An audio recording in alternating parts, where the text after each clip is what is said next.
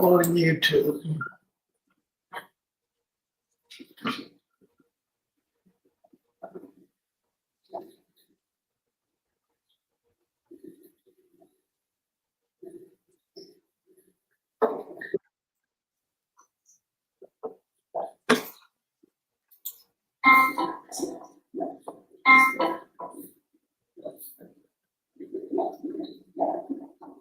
I love my little fishes as they swim about their home.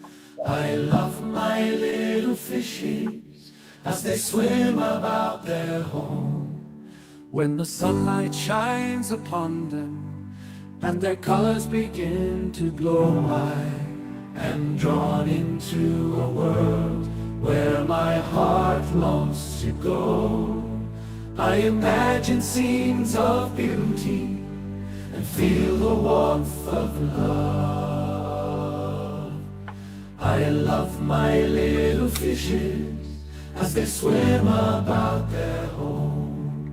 I have traveled the world over, but never found a peace that comes from watching my fishes as they swim about their home.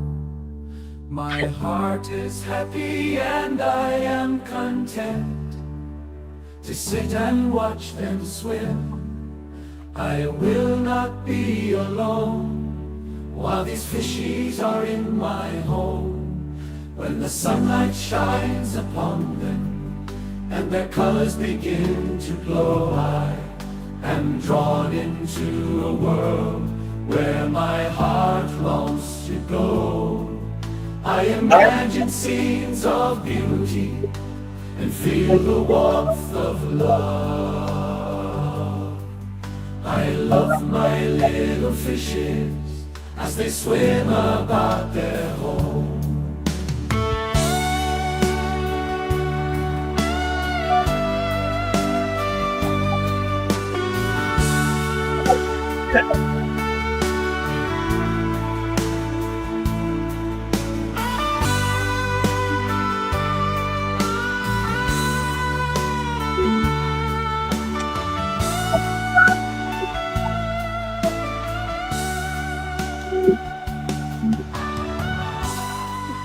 Hey, Father Fish.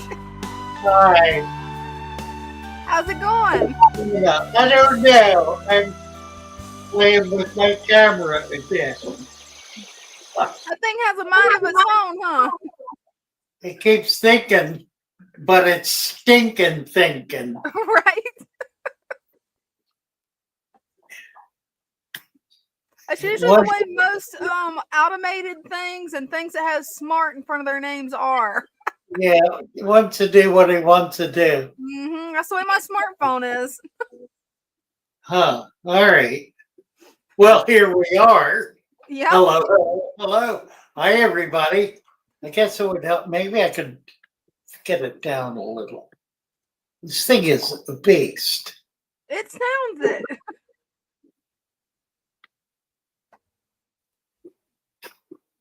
It gets crooked easy.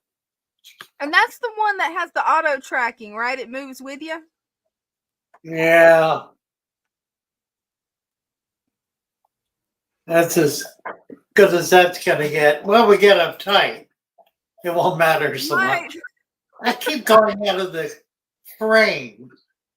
I don't know why it's doing that. Yeah, don't know. Get it back further. That's a little better. I don't know. Got it. I think Squirt's got it right. Most smart devices are usually dumb. I think she's got a good point there. Well, that's good as it gets. I think so. Good as it's going to get. Glory. Hey, it's just got a mind of its own. Really? There's probably some kind of trick to it. Just not sure what it would be. Yeah, likely. I don't know. Getting it done before I come on screen. That would probably be good before we go live. Yeah, that probably be a good idea. On screen, but before we, yeah, that would be good. I thought it was though. It looked it before you hit live. It looked all right until the goblins came. Right?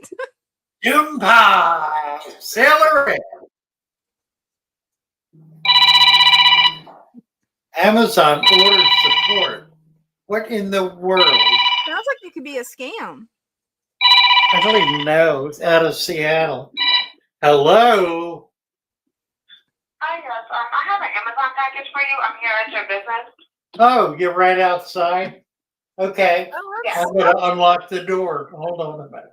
I'll hold down the fort for you. Hold on the door, right.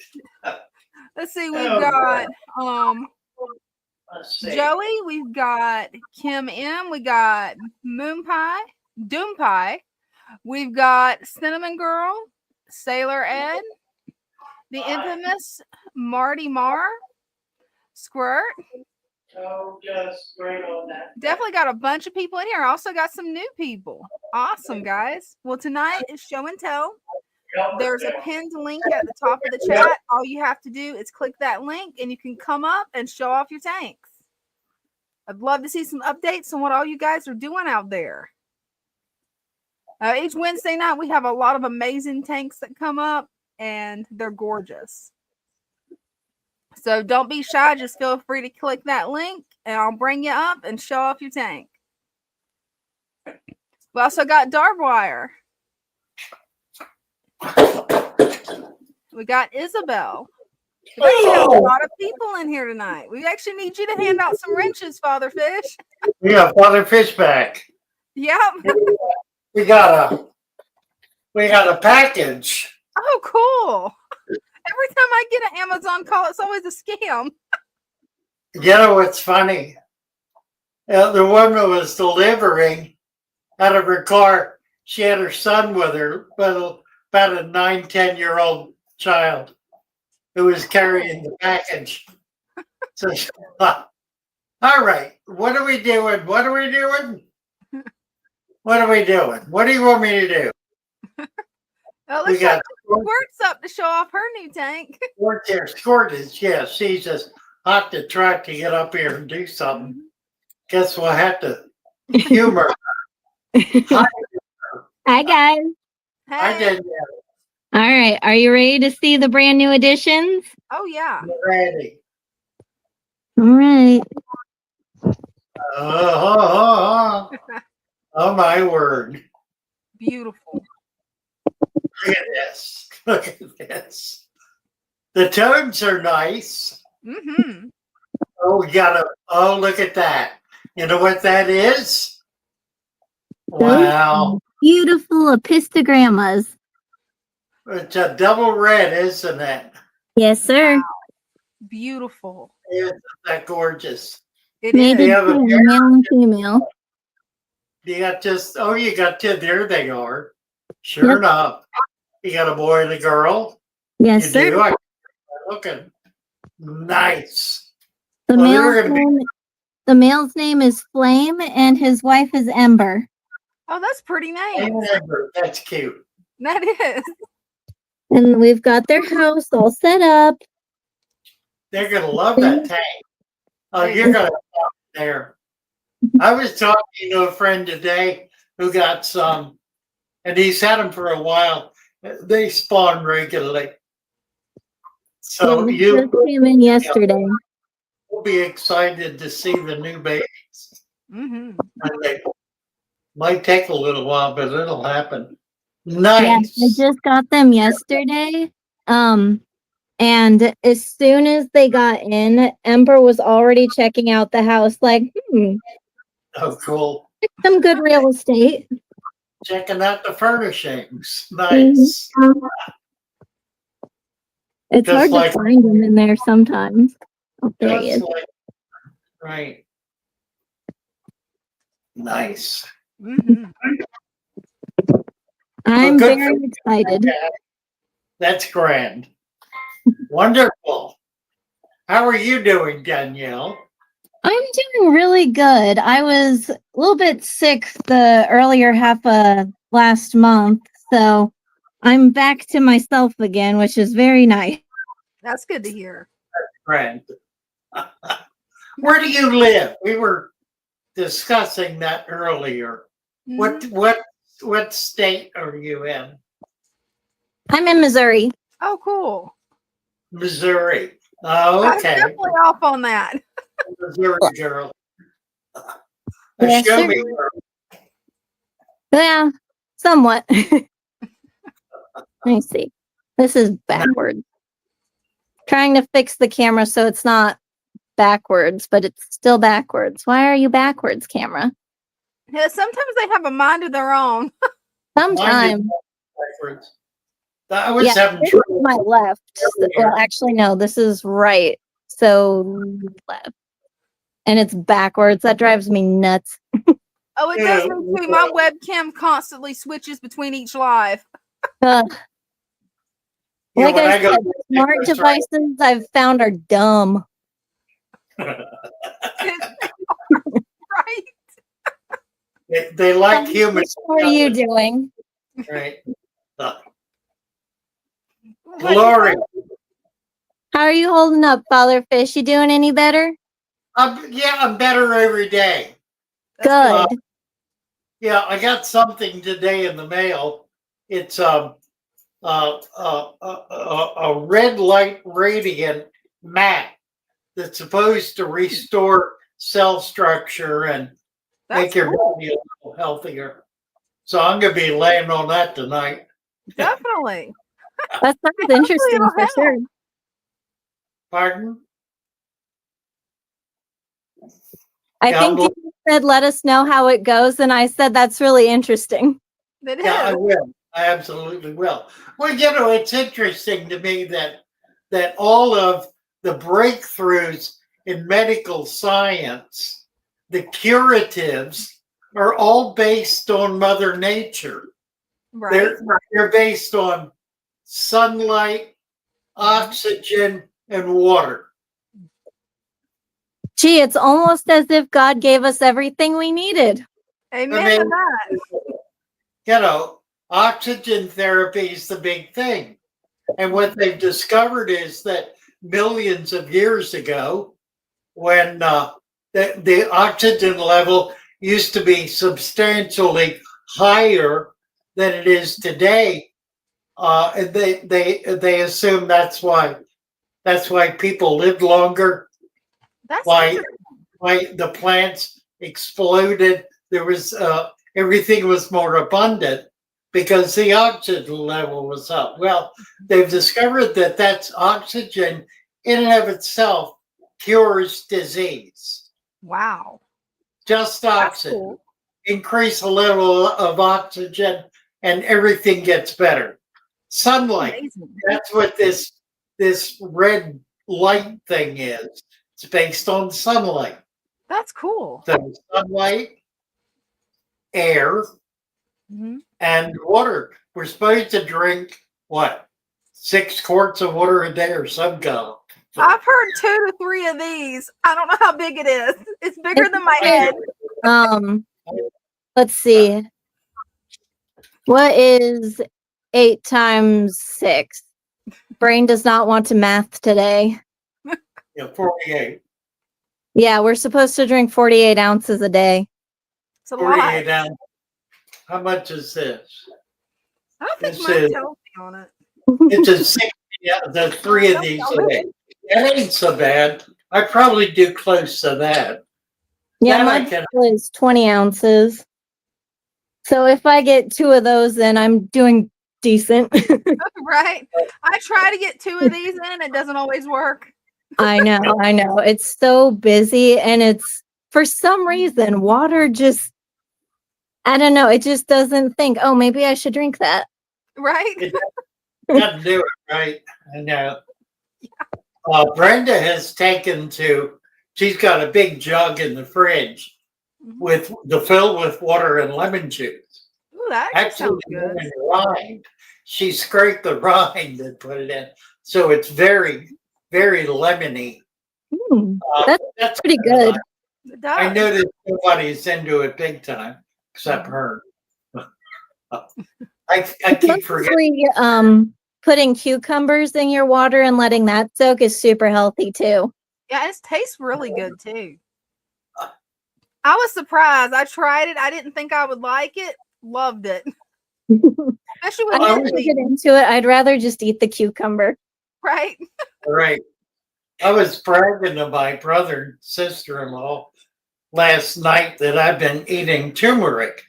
I grate it on a grater, like one root, grate it, and then eat, just swallow it, just eat it. And she said, "Oh, I looked that up, and you can't eat too much of it; it'll hurt your kidneys." Really? I didn't know that. Yeah, well, I have no No idea. on that. Wow. Well, she is kind of a negative Nelly, I think, sometimes. That makes sense. You got to be careful with info online, especially because there's so many mixed opinions. About everything. Yeah, it's true. Everything. Yeah. Well, what else have we got going on here? I was thinking about something. Oh, yeah. Ryan and I are going to do a two-way video, a collab on the problem. Now, this is a problem, an aquarium problem nobody has ever done a video on. Nobody ever has, but it is probably the most serious issue that everyone confronts when they set up an aquarium, and nobody disciplines it. Nobody does anything about it until you're forced to. And even then, you chomp and fight against it. It is the problem of, dare I say it? Should I say it?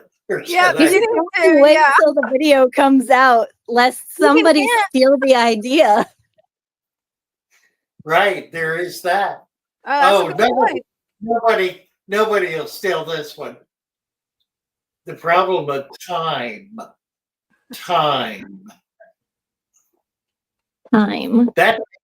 That time. That takes a little thought, doesn't it? That actually everything in the aquarium happens over a period of time. Mm-hmm. Nothing occurs instantly. You don't throw everything together and instantly it's perfect. It takes time for it to develop. It takes time for plants to grow. It takes time for fish to get really healthy and vigorous. It takes time for all of the biology to grow and develop. And if you're not, that's why patience is so critical in a fish tank, because you have to give it time to become what it will become. Mm-hmm. So the problem, we're going to talk about the problem of time. That's going to be interesting. That would be a good one, because that is something I've noticed is a big struggle for some in the groups, like on Facebook or on the Discord. They want everything to be lush and abundant all at once, and it's like, it takes time, y'all. You don't you don't get like this overnight. Mm-hmm. That takes like a month at least. Right. Mm-hmm. Or more, certainly. Yeah. Yeah. Well, that's like this 25-year-old tank I've got. I'm able to do things with it now I could not do with it 10 years ago. Wow. Probably not even 5 years ago. I don't think I can get a camera to it. I don't have a cable long enough, but I need to, because I'm getting ready to show it off. It's amazing. Just really amazing. Hey, if you want to show it off tonight, when Brenda gets there, I can always text her and see if she's willing to come in there. Yeah, we can do it on her camera. That'll work. Mm-hmm. I love seeing the shop. We'll do it. I'm excited to see it. I haven't seen it since you moved it. Mm-hmm. Well, it hasn't really been, talk about time, it hasn't been ready to be seen. it just kind of for the first day today it really began to pop. Mm. And So I'm it's getting real reestablished. yeah. Well, I had to do all new plants, all new fish, all new everything, new lighting, everything. Of course, new water, and that takes time too. The Yeah. water takes time to stabilize. We think water is just water, but it's not. It's all the organisms living in it, the chemistry of all of which needs to develop. Just remarkable stuff. Adam is here. There is no past, there is no future, just the never ending now, says Einstein. Mm. What does he know? I You don't know. just My be- favorite quote by Einstein was logic will get you from A to B, but imagination will take you everywhere. Love it. Right. The best forum on the interweb. It is indeed. It is. So I'm going to wax philosophical about time. Mhm. I had a professor in college who said there is one area of thought that if you think about it too long, it will make you insane. And of course, he was talking about time. Mhm. Mhm. Well, it's The problem- especially crazy when you think about how God invented time and lives outside time, but how Jesus entered into time. Right? It And is. here's the thing, time is really a human construct. Time did not exist until Adam. Hmm. That's when we began keeping time. Keeping. What is the word keeping? What? Keeping time. Strange expression. It How is. do you can't hold it in your hand. How do you Right? keep it? Exactly. Yeah, the more you try to keep it, the quicker it slips away. That's about it, right? It's like Strange. kids, your parents always tell you don't blink. Mm-hmm. Like my Like, nephew, he's 23 now, and I can't believe it. It's just like, why aren't you still crawling? Mm-hmm. 23. Right. I know. Feel the I same way know. about my nephew. And now he's a dad. Oh my gosh. Yeah, he's getting close to 30. Ugh. Kids grow up Amazing. too fast. They do. It's scary.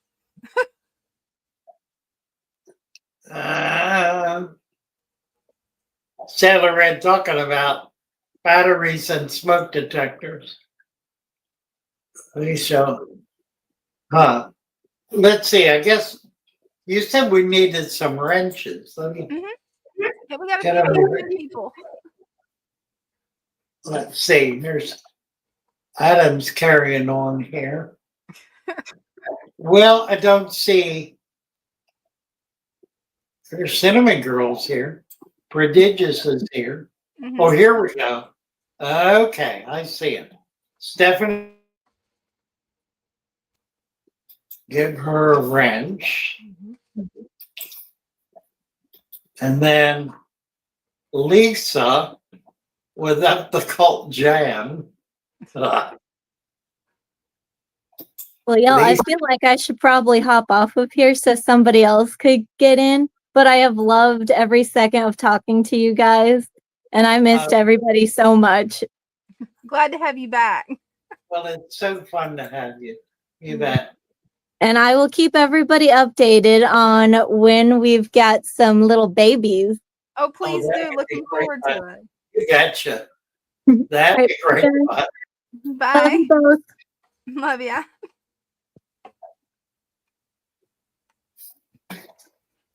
Let's see, I'm still doing wrenches here. Dudley and Isabel Cohen. and Dudley. We got a bunch of them. Yeah. We got a few on there. Yeah, a bunch of new folks. Mhm. Well, Sim Ramesh, here's another one. If you are new, post a comment, just even if it's just to say hello, so you can get a wrench. That makes you a member of the club. Mhm. Let's see if I got everybody. Do we do? Think so. Krista B, Jacqueline Fritz. Jacqueline is a member in good standing and of the YouTube channel. Ken Jacob, I can. Nice to see you. Mary, let's get back over and look at myself there. Ta-da. Bobby Fish could discuss what is this? What are we doing here? The double split gets going to donut changes back. The changing back part, I didn't know. That's really interesting. That means reality is a rubber band. Right? Well, no, it's not. It acts like a rubber band. Mm-hmm. So it's obvious that observing something changes what is being observed. There is no objective observation because the observer is always in the observation. So whatever it is we think we're looking, we're seeing ourselves reflected in it. That's which an is interesting why, point. which is why whatever we do when we create a fish tank, Mm-hmm. we're creating something that is appealing to us if we do it well and do it right. And that's why we do these natural aquariums, because you really can't fail with them. Right. No matter what you do, you really can't fail because it maintains its balance. But your observation of it, what you put into it, affects what it is, and so it reflects your efforts and who you are and what you're about back to yourself. So we're looking in a mirror. That's an interesting way to look at it. That's pretty cool. We're looking at a mirror as if we were, that reality. That's amazing stuff. Darbar, why would Nubius and Earth look like? Could you skip the dirt? Or does that provide benefits? Oh, I see. Could you skip the dirt? Well, if you skip the dirt, you would wind up with a thick bed of mold that would ultimately suffocate the plants. Unless you were constantly cleaning it, in which case you would be removing nutrients from the system, which would cause its growth to slow.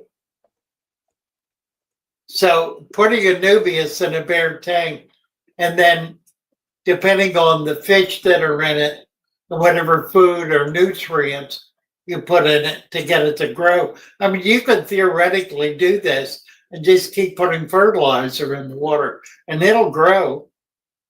It'll grow abnormally, which is the problem with fertilizers. I've discussed this a number of times. Just quickly to go over those steps again. The problem with fertilizers is that they only do one, maybe two things. And there are a whole lot more things than that going on in the life of the plant. When a plant is growing, it roots, for example, it puts out a hormone that affects the local bacteria around it in such a way triggers certain of those bacteria to generate, to become hyperactive. And in the process of doing so, they create a certain specific nutrient that the plant needs. So it's like the plant is an orchestra director, and all of the bacteria are the performers. And the plant needs a certain tune, a certain sound, or in other words, a certain nutrient. So it has the horned bacteria or the flute bacteria or whatever triggers becomes active based on the hormone and creates the very thing that the plant needs. Well, fertilizer can't do that. In fact, it short circuits it. So it really ignores the hormonal activity of the plant and simply gives it whatever is in it, whatever nutrients are there. Typically, they are leaf nutrients and fruiting nutrients. So that's what you get. You get great leaf growth and you may get flowering.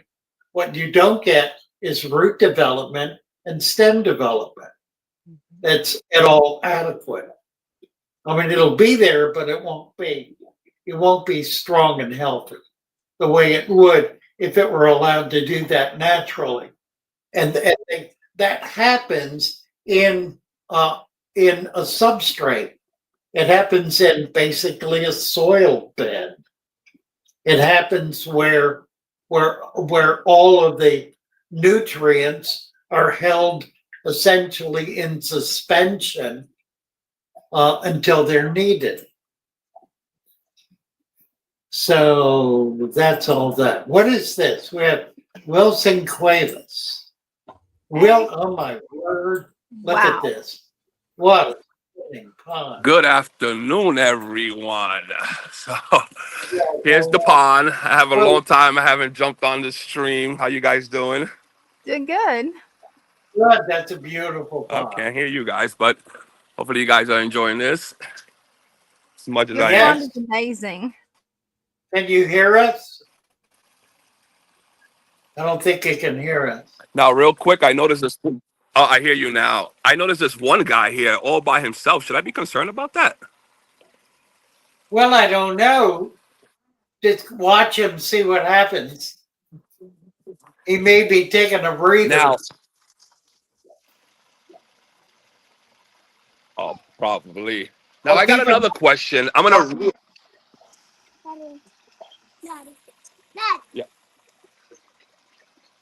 Yeah, what's your question? Okay, I'm gonna run inside real quick. I'm running. Now, my angelfishes, they keep spawning, but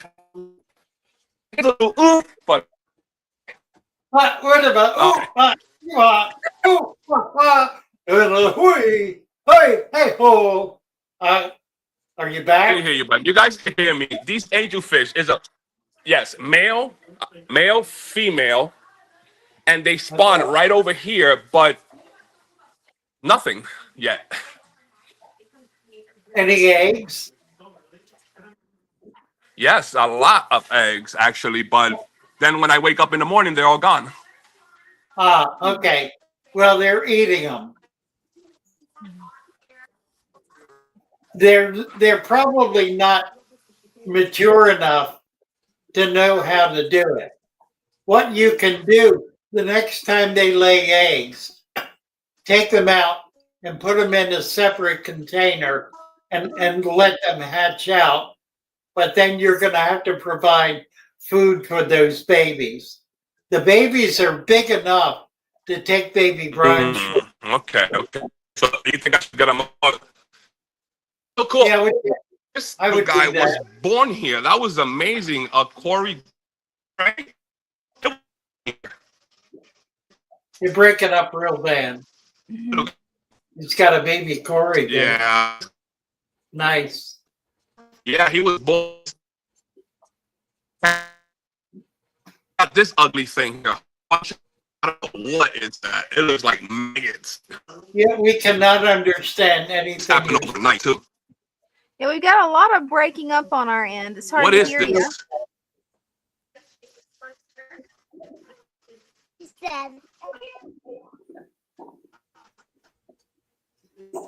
What are we looking at?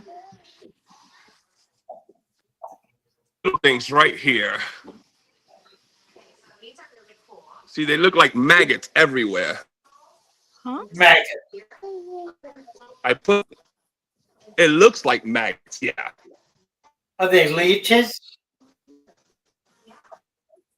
Your angels should be eating. Sales type. You're having a lot of breaking up on our end. Yeah. Yeah. Sorry, Wilson, you're breaking up so bad we can't understand anything. Try to get control of your volume of your microphone there and come on back up. We'd love to be able to talk to you, Yeah, but definitely. it was really distracting because we couldn't understand anything you were saying. Mhm. We get 1 to 2 words and then it would cut off completely. So Yeah. But we'd love to have you back. Try to work with your equipment a little bit, see if you can get that figured out so we can have a conversation. Love to do it. Thanks for coming up. Mhm. We'll look forward to you coming back. That was a beautiful pond, Dina. Oh, it was. That was Just breathtaking. pond. I also Yeah. posted a link to the Discord channel. I figured that might also help you out some. Yeah, that's true. Get over on Discord where you can get a lot of those questions answered. That's really what it's there for, to help you figure out what to do about this, that, and the other thing. Give you some thoughts and ideas. And all of the people who are helpers over there are people who I have approved of. Or my Eve has. They're people who know what they're talking about. They're fully aware of the system that we're teaching, and it's consistent with that. So, not all problems require that kind of knowledge, but lacking it creates an environment where there's just a lot of misinformation. So we try to avoid that by keeping our helpers focused on our primary cause, which is to help people develop their tank naturally. All right, what are we going here? Just camera crew working well. Is that Hey, it's better. following you. Yeah, it's centered, isn't it? That's on. Yeah. Let's see Maybe what it just happens. had to be switched on for a little while. Maybe that was the problem. I don't know. Maybe, yeah, I don't know. Now it's showing a blank wall. Well, I was trying to get more of the aquarium in. Wilson is back. We're gonna get back to him. Let me move this. If I move it manually and hold it in place for a few seconds, it won't go back, except it does. Got a mind of its own. You little bugger. Right? Look at that. It won't stay there. That's so Honestly. strange. Right there. And it instantly pans back where you're in the center. And if I turn the whole thing, Wow. it still doesn't. It's insisting on that frame. Look at that. Right? I don't know what. I think it's putting me in the center. I think That's so. what it's doing. So if I go this way, it'll bring it back. Huh. Well, Strange. now. All right, that's what it's doing. Okay, let's get back to Wilson. Mhm. See if we can hear him. Hi there. You hear me now? Yes, Much that's better. much better. Okay, real quick. I got these little things that just exploded in here. It look like maggots or assassin snails. I need to get rid of that. That looks ugly. Snails. Okay. Mhm. Those are MTS, Malaysian trumpet snails. And the reason you have them is because if they were not there, your tank would crash and all the fish would die. Mmm. But it's a lot. Well, it shows how much more food you're putting in there than is needed.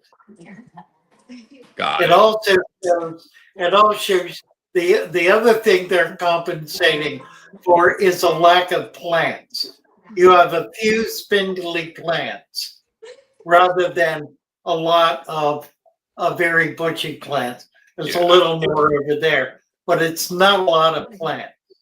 A lot more plants would be. That is a stunning pair of angels. That they They are. are just beautiful. They're albino, which is unusual in itself. Yes, Yeah, I hear you're yeah, gonna start delivering fishes. I can't wait. yes, we are. We started with bettas and shrimp, Oh, cool. and we're going to be getting fish up every day. Well, We've got a these guys couple. are your shrimps from like almost a year ago. I got a smaller tank here with some chili rasboras, I believe. Yeah, they're in there somewhere. Yeah, that's a nice fish. Where are Yeah, you so that was from? it. So leave those things alone. Those things are part of it. Yeah, absolutely. Don't worry about them. They're not Oh, causing any harm at all. They're really helping to keep the tank clean and healthy. and the most exciting thing was when I found that little guy. Where is he at? Oh God. When Oh, I the found little that little guy over there when he just hatched. Oh my God, that was so amazing. I bet. nice. That means you've got pandas spawning in there. Now they lay their eggs usually on the side of the glass early in the morning. So if you Mhm. see it, you can remove them with a razor blade, put them in a separate container, and let them hatch out, and then feed them to get them up to half an inch. Then you can release them without the angels eating. So that was just one that survived by luck, huh? Yeah, exactly. Right. Okay, okay. Well, thank you so much. Somebody wants to say hi to you. Say hi, look. Say hi. Hello. Hi. Hello. How are you? Nice He to loves meet the fishes. He loves them. But thank you so much, Father Fish. Happy to see you. you well. Many blessings that way. Thank you. Dina, keep taking care of him, making sure everything's okay. Do my Yeah. best. Thanks. Bye bye. Say bye. Bye. Bye. Bye bye. Thank you, guys. Thank Keep you. doing a great job. Mhm.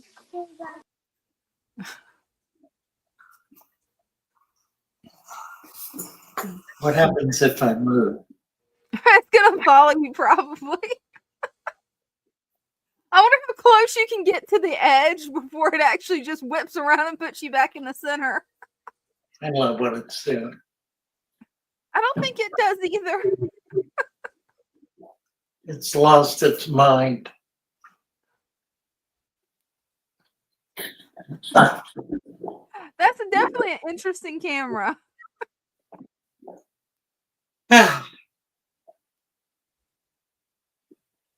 What is this?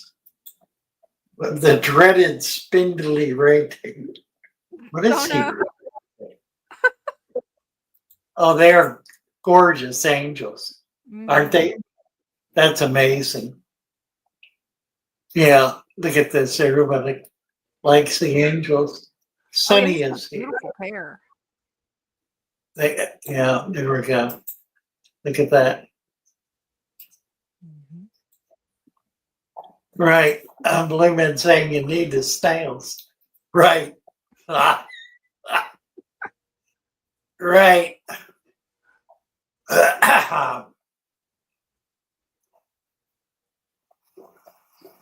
Turn it off.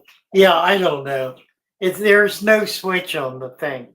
It's just kind of a solid state unit, I think. It's a really interesting camera. It's doing it's the low end of that technology. So what you get is all you get is the technology. You don't get the ability to manage it. It sort of manages itself. Oh well. Right. My first effort, you know. There's probably some kind of trick to it. It's got to be like some kind of hand gesture thing you've got to do or something. I'm not sure. I've never actually played with one, so Gesture. right. It would be funny if it automatically changed position while you're doing that. I don't think it matters. They're doing anything different. Not yet.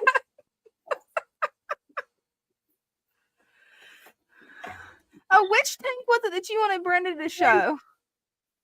Oh, Brenda? Get your camera online. Yeah, wanna- she's getting everything set up. She just want to know which tank.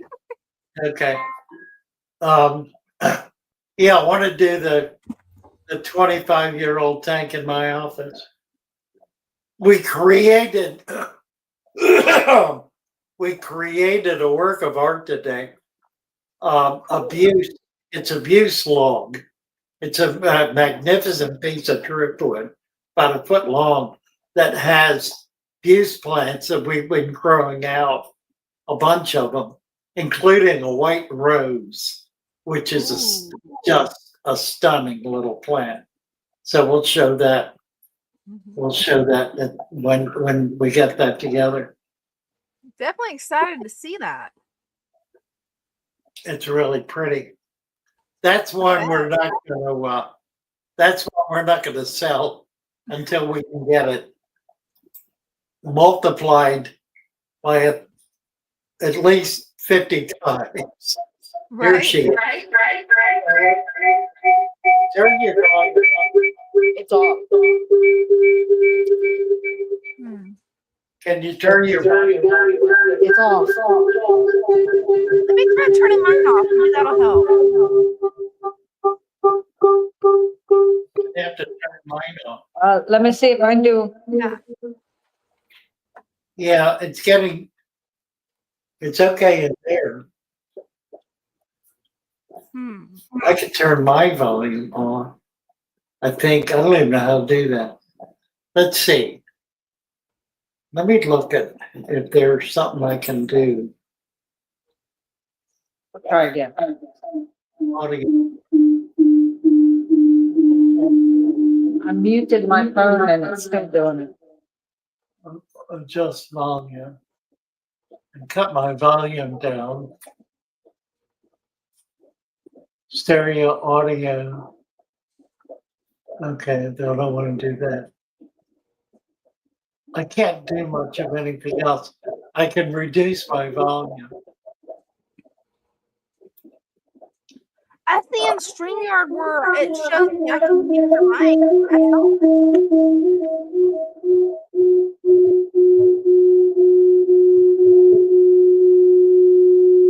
It's worse than it's ever. Yeah, we should be able to turn it off. I don't know. She said her volume was off on her phone, but it apparently is. Like you can't turn the volume on your phone off totally. It doesn't allow you to do it. It's never been this bad though. She's all the way at the other end of the room, and we're getting feedback. I don't know what we can do about this. Well, and in StreamYard, I see where I can mute mics. Would that help? Well, now we're getting feedback from you. Huh. Don't know.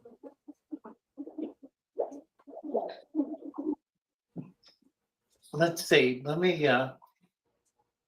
take her off. Does that say something? Testing 1, 2, 3. Yeah, no, it's the camera. It's Well- the phone.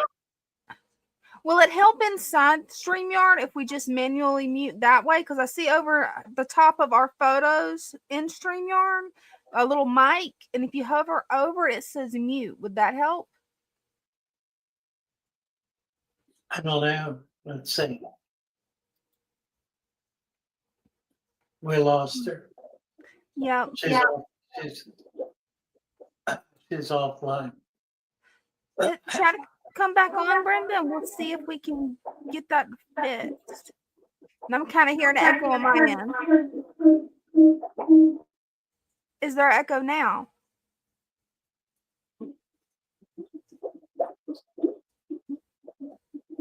We lost your audio quite a bit. I don't know.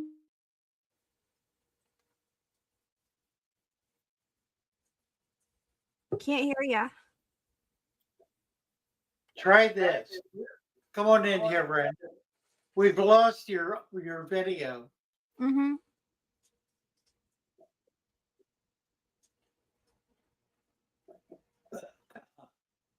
Which doesn't make a lot of sense because I can.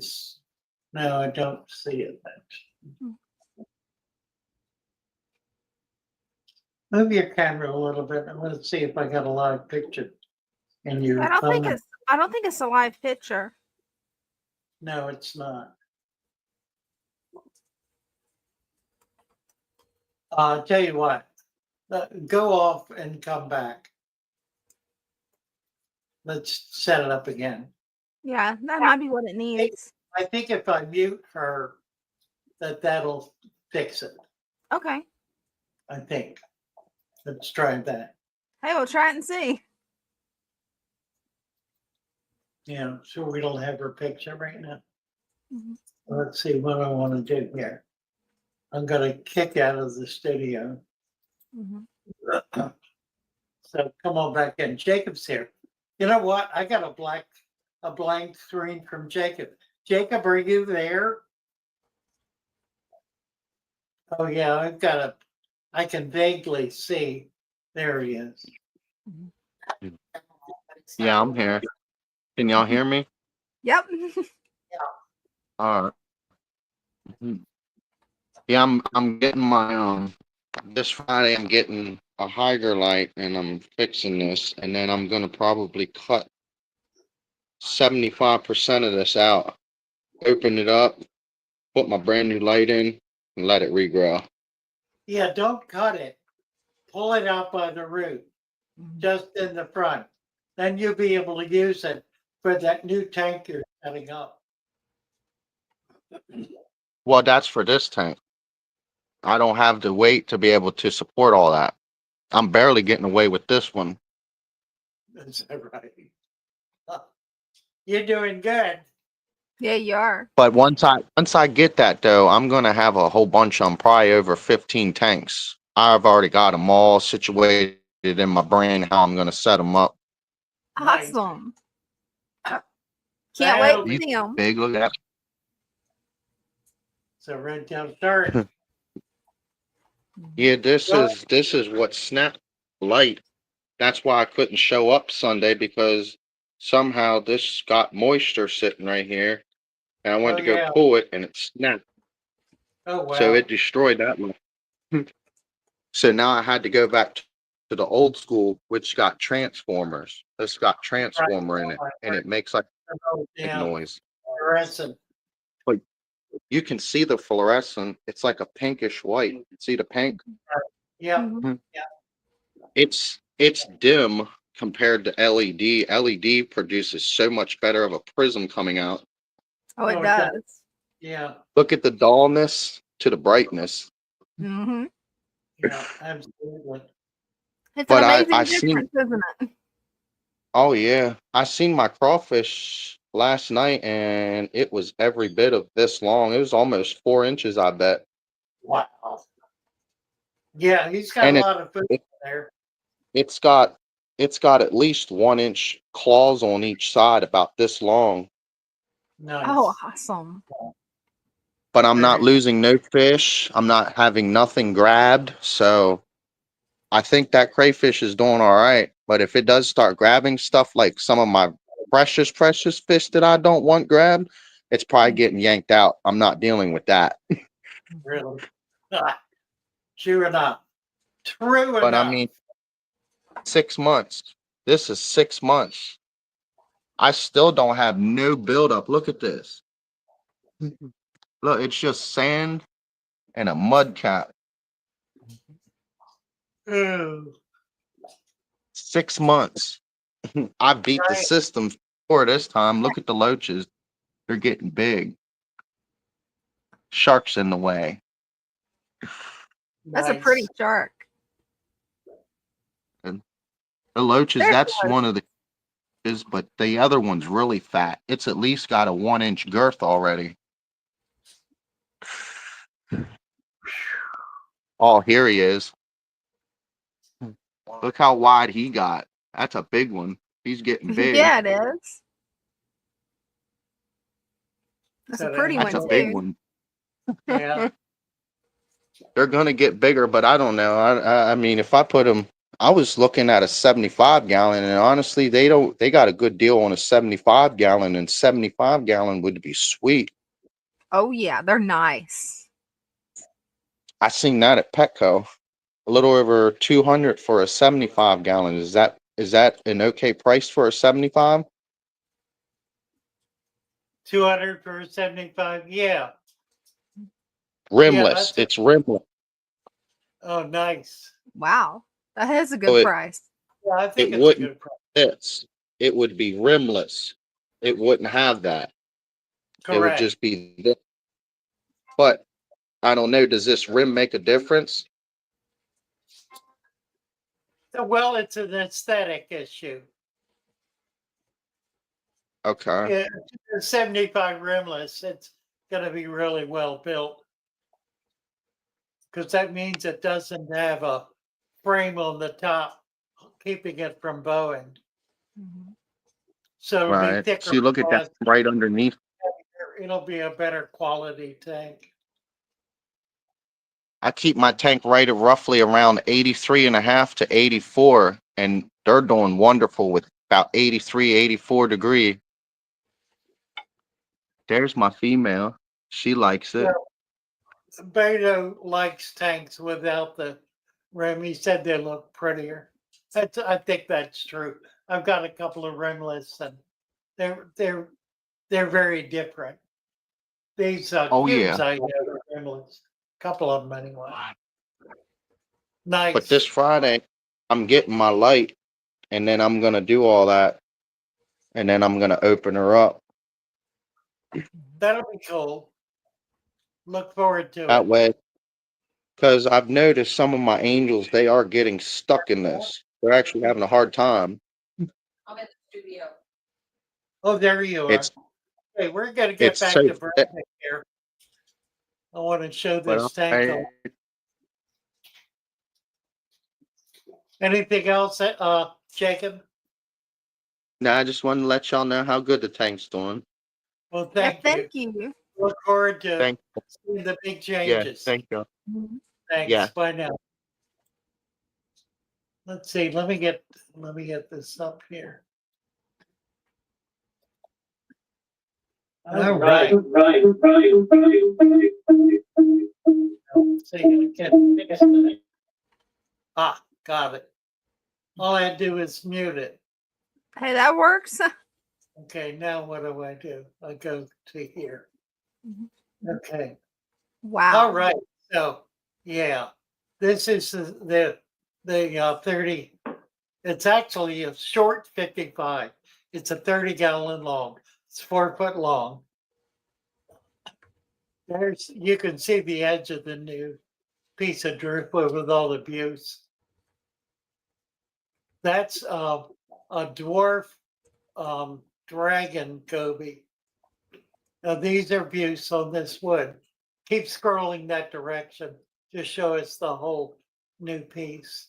That white is a piece of, it's a rose views. Oh, That's a wow. plant. Those are leaves. Isn't that incredible? It is. It's got that one. I don't even know what that is. It's some kind of a beautiful andra, but I don't know what kind. It's a stunning plant. It's long, pretty purple leaves. There's moss in here as well. There are, I think, 5 different kinds of use on this piece of wood. And That's we are cultivating all of them. We're culturing them all in cultured trays. And they're doing quite well. We're real pleased with it. We've got about, I think it does, that's the dwarf. Let's see if we can catch some of the other fish. There are at least 2 other species. That you just saw the dwarf dragon goby. They're all hiding. We just put new lights on it today and cleaned the glass, put this new display in. But there are fish in here. There's read the names of the 3 fish that are there, Brenda. What are they? Nudiceps. Stephodon. Oh, the Stephodon, yeah. Right. Somebody is in the cave. Oh, cool. Did you see him scoot to the back? Mm-hmm. John Shane asks, what kind of plants are they? What all kinds of plants do you have in there, Father Fish? Well, we've got these all the views of Philandra. Mm-hmm. We've got a lot of different things in here. That tall, skinny one, and they're all still juvenile. Those are Aponogetans. They're bulb plants. About 3 or 4 different kinds of bulb plants. Bulbitis is in there. We have Madagascar lace somewhere in there. The red leaf is the tiger lotus, a dwarf tiger lotus, and it's the aquatic phase. So we keep the leaves trimmed as they're going up. That one is a sword. That's probably a rose sword. We also have different valves. I'm sorry. This one here is a rosette. A what? A rosette? That's a rosette. Yeah, Brenda knows what they are. These are crypt. So we have cryptocorinne, that's crypt, right in front.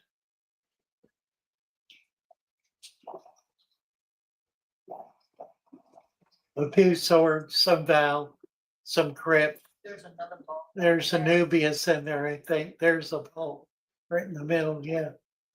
Do we have any anubias in there? That's a val. Just what's on the ball. Ah, right. The rest of it is swords. And mosses. Yeah, those are some swords that have been in there. Well, there were a few plants that came in with the tank from when it was at the house. So there it is, looking pretty good. Now, It is. what we will see, we're talking about time and growth and development. You will see this tank will become very lush and beautiful. We will be getting more fish in it. Right now, we've got about maybe 10 fish in there, 10, 12 fish, but they're tiny and they hide. So we never really get to see them much. And with the new lights, we didn't have bright lights on it before today. It's the first day with all that light. It's sitting in the window and it was doing fine in the window, but we really couldn't see into it very well. So I decided to go with some major lighting, which is going to make a big difference with the plants and probably is going to give us an algae problem in the short term. But we'll just deal with that. Let's see. I don't think we can see anything in the shrimp tank. We do have that white rose on something else. Oh, you want to show it off? Do you want Okay. to show that shrimp first? I don't think we Wanna can see see them? anything with it. We have a lot of shrimp in there, but That white rose is an amazing plant. I've never seen an aquatic plant like that before. I hadn't either. I was so surprised to see it. Is it difficult to grow or is it just like any other plant? Well, it's it's abuse. It's like abuse. I think it is abuse. So it doesn't grow in soil, although we're culturing them in our dirt, but we're culturing them immersed. So they're out of water so this is its first experience living in water. So we'll see what it has to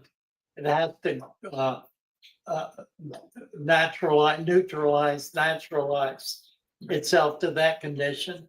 And of course, it's no longer in soil, so it has to begin feeding from the water column. There's a nearite snail. That's a beautiful one. Looks like an empty shell, I think. Is that an empty shell? She's been gluing stuff. I think she glued that nearite shell on there. That's kind of cool, though. That That's does look funny. cool. Yeah. So we're making more of these kinds of structures, particularly for Anubias and Buse and mosses. We have a lot of mosses we're growing out as well. So these, and we have these for sale, and they're select. So we have a picture of one and have that one listed. Let's see, I can turn the volume back on Oh yeah. so we can hear her there, and she can hear us, so we can hear her. And We can we'll hear let you, people- Brenda. I'm listening to a commercial from the computer, but this is bulbitis on the piece of driftwood. Oh, nice. And that's not a live snail. That was just a shell we found. It's a beautiful shell. Love the pattern. Is that a natural pattern? Yeah, it is. That's a nearite. Yeah, all my neorites are kind of an olive green. Well, there are a lot of different varieties of And there's nearite. this one. That's a That was an nearite. empty shell. It was an empty nearite. I love the way you have the seashells arranged. That is really cool. That's fun. It is. And there's another one we did today. Yes, yeah. So these tanks, we're working constantly on these tanks to kind of dress them up and make them more attractive. It's a long, slow process, but it's beginning to really, the effort is beginning to really show. The fish seem happier. And this is Nana and Nana Gold. Beautiful. I love the way you did the shells on this one too.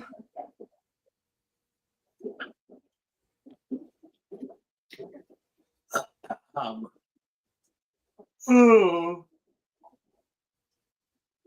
That was way back there.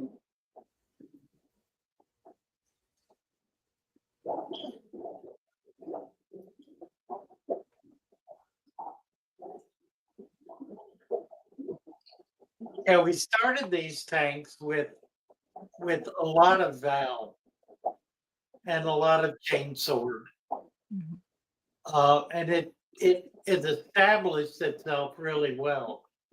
But then we began pulling it back and replacing it with slower growing, more variety plants. And they're beginning to fit into the overall decor and growth of the tank. Those are Gelidochromis marleri, the checkerboard ones. They're Those are from really Lake, cool. yeah, they're pretty fish. They're from Lake Tanganyika. And the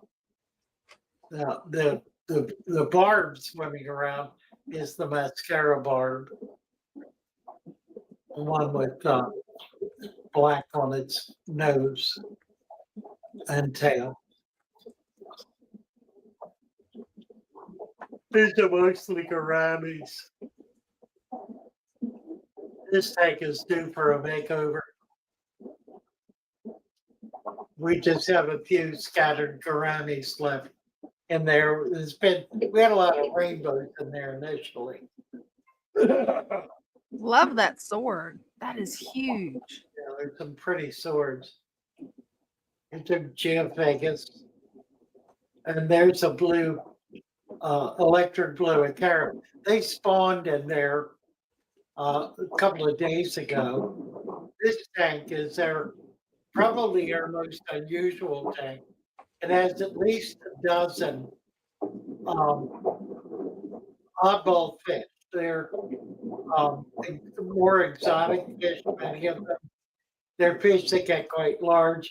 That was a peacock bass we're just looking at. There's a peacock bass. A lot of these are hiding. Makes it a little hard to see them. The peacock just came in and we've had a little trouble getting them to eat, but they seem to be coming around. We just had to keep food in front of them pretty much indefinitely. A little biker. Oh, he's cute.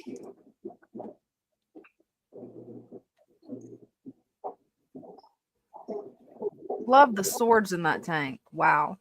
Right. These are all African cichlids from both Lake Tanganyika and Lake Malawi. And they're all juvenile. They're like 1 inch to 2 inches. So they're all smaller. We can get these a lot cheaper and grow them out and be able to have really nice African cichlids. To be able to buy these fully grown is $25 a piece minimum, wholesale, which makes them enormously expensive. By doing this way, we can retail them for $25 when they get bigger. A pond. I don't Love even that know what's in pond. the pond now. We've been pulling so much stuff out of it. We'll let what's left in there. Brenda's got all the fish trained to feeding by hand. It's so cool. She's the fish whisperer. That's a giant gourami, that gold one. He's now about 6-7 inches. They'll get upwards of 2 foot long. They get really quite large.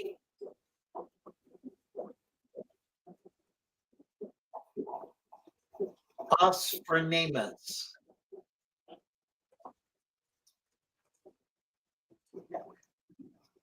They are gorgeous. Ew. I love how they just sit there and watch Brenda. They're so interested in her hand. That is just so cool. Yeah.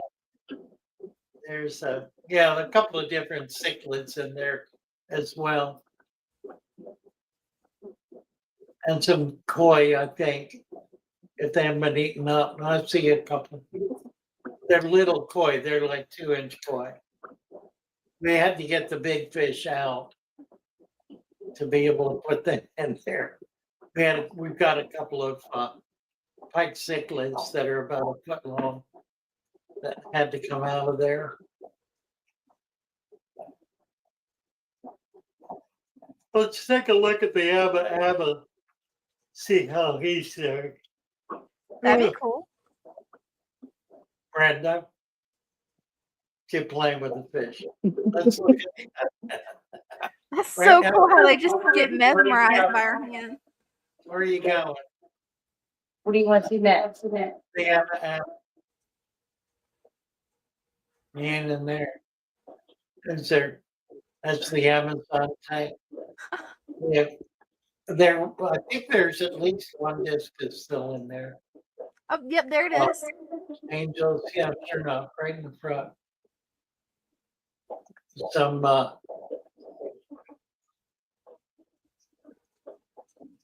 there are about half a dozen species in it.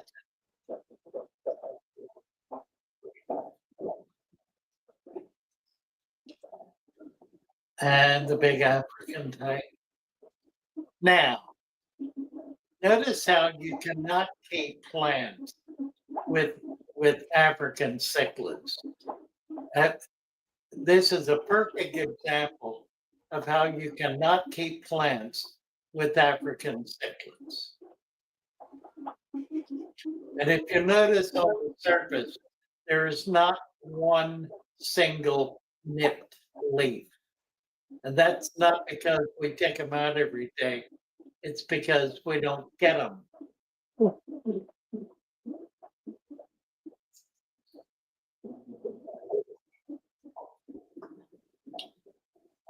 Should be hiding. There he is. Little baby Abba Abba. Oh, cool. Oh, there he goes. Scooting to the other side where he can hide. Right there. Hide in That the was a corner. cool fish. They are a very neat fish. There he is, right on the bottom. They get about 4 foot. They're from the Nile River. They're blind. They have no eyes. So they depend on sonar to move around and feed. And one of the things I've discovered about them, I've had them a number of times, and only recently discovered that not only are they shy, but you can't put any other fish in with them because they will die. They'll become so panicked by having another large fish in with them that they begin to contort themselves, and they twist themselves into a state that causes them to die. That's They cool. die of fear, essentially. A fish that you would think would be very, very tough and very hard is in fact extraordinarily shy. But if you think about where they live and how they live, they're in open water in a major river, the Nile River, which is a mud river. It's so thick with washed soil that you can't see an inch into it. So they never encounter anything. And if they do, they dart away. And they can swim as fast backwards as they can forward. So they dart out of the way immediately. In a tank like this, they can't get out of the way. So they just, they die. Darndest thing. And this is what killed the big one we had. This is a lungfish. And he didn't kill it. He was just in with it. I thought I could put him in there. And they weren't fighting. He wasn't giving the Abba any trouble. The Abba was actually, I think, a little bit bigger than him. So I really didn't anticipate a problem. But then I looked, and after about one day, the Abba had become very frail. It had become contorted. Was trying to somehow hide. I took it out and it died. Just did not survive. This is our puffer, our fugu. He's pretty. He's a nice guy and he's eating real well. He's getting real healthy. I think he'll be fine. It's always touchy with new fish because you never know how they're going to do. We have 2 nice albino arowanas in here. that are about 10. One's a good bit bigger than the other, which is odd because 2 weeks ago they were the same size. That And is. now one of them has just jumped up and is 3 to 4 inches bigger. Is than it the other possible that you have a pair, a male and a female? Well, it's certainly possible. We'll see.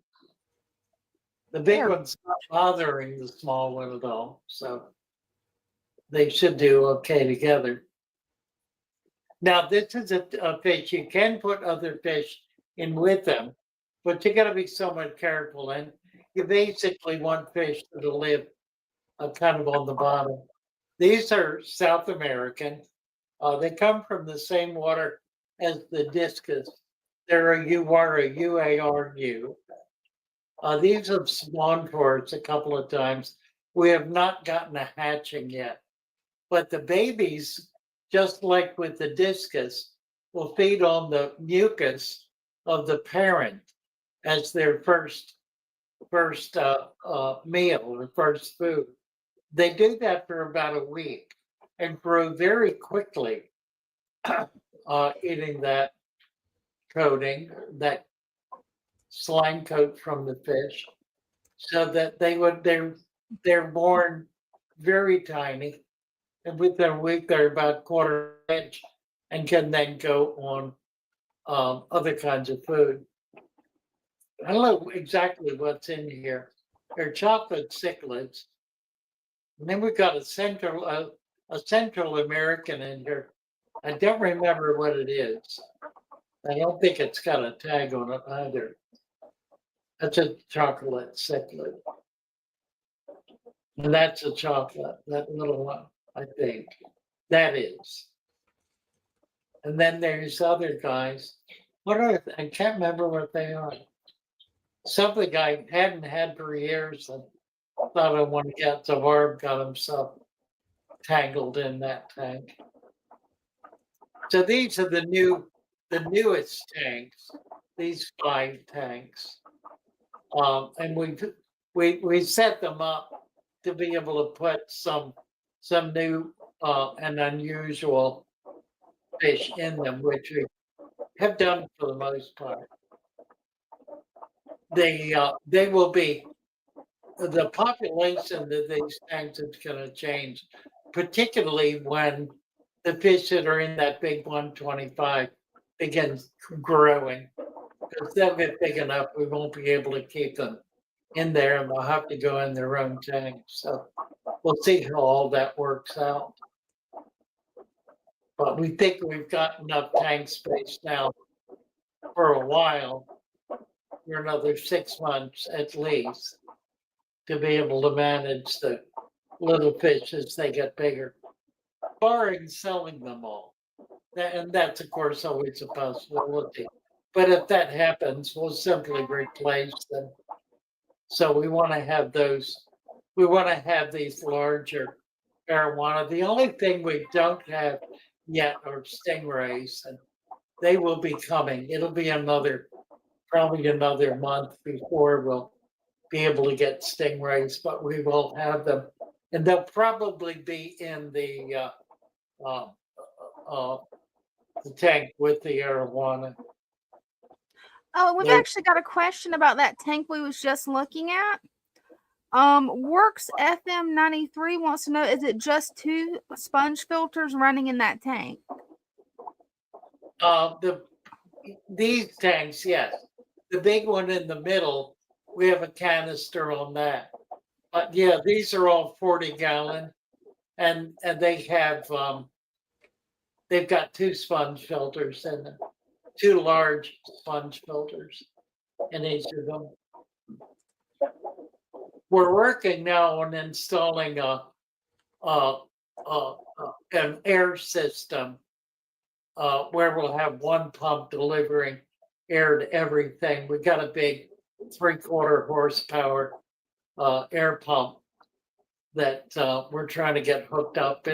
It'll be another couple of weeks probably, because we have to do a lot of drilling and fitting and whatnot. But once that's hooked up, we'll be able to do away with all these little pumps we have and we'll have a lot more air. This tank has, we had a pair of buffalo head spawn in it, and I decided I wanted to give them the tank. So they have the tank. That's buffalo heads down the bottom there. You see moving around. We've now added a few other fish. We've got some tiny little fish that came in that we ordered. We put them in here so they would be safe. We've been putting Plecostomus in here. There's the male buffalo head. They're about 10 babies that are now a little better than a quarter of an inch. And in there, can you see the tail? She's not in there.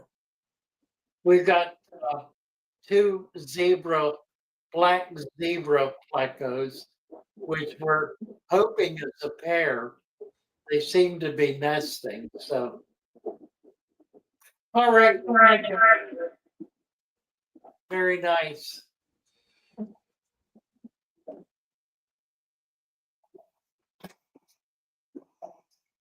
That was a really nice tour. Very nice tour. Yeah, it's really beginning to. The tanks are beginning to look really nice. Mm-hmm. We got a few questions for you too. All right, well, let's do that. What do you have? See, first up, we've got this question. We got about 6 questions to go over. A plenum is an empty space at the bottom of the tank. The research that has been done on plenums raises doubts as to it doing anything, having any, how can I put this? Having any unique effect.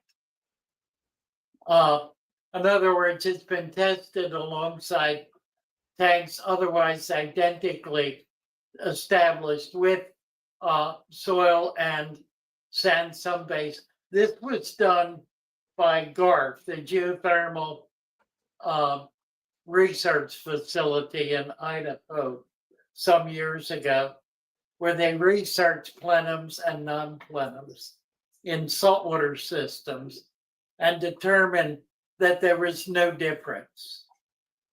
It was not a negative, it was not a positive. It just made no difference whether it was there or not. Now, when you have a plenum, the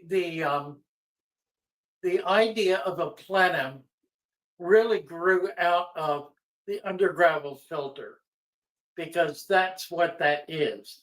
That's a plenum, a blank space, an empty space underneath the substrate, which is sitting on a slotted tray, and water is driven through the gravel, through the plenum, the tray, through the plenum, and back up into the tank.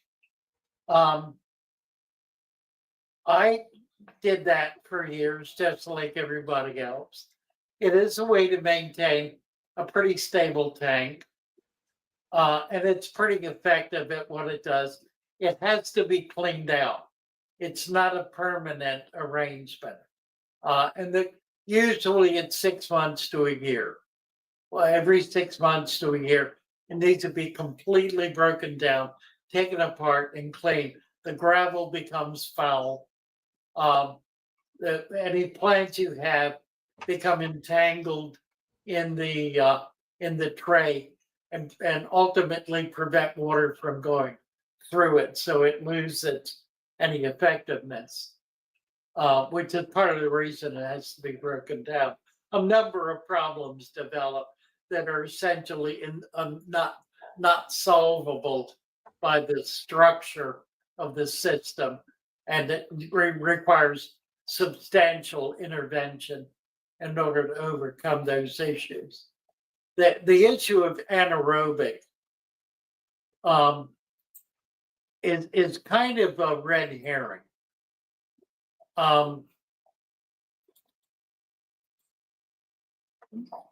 all ponds, all bodies of water,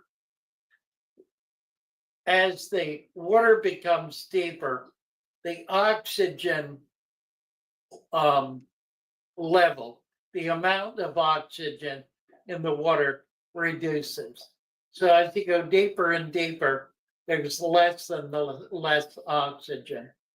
In 10 feet of water, when you get down to the bottom, the oxygen level is at about 5% of what it was, what it is at the surface.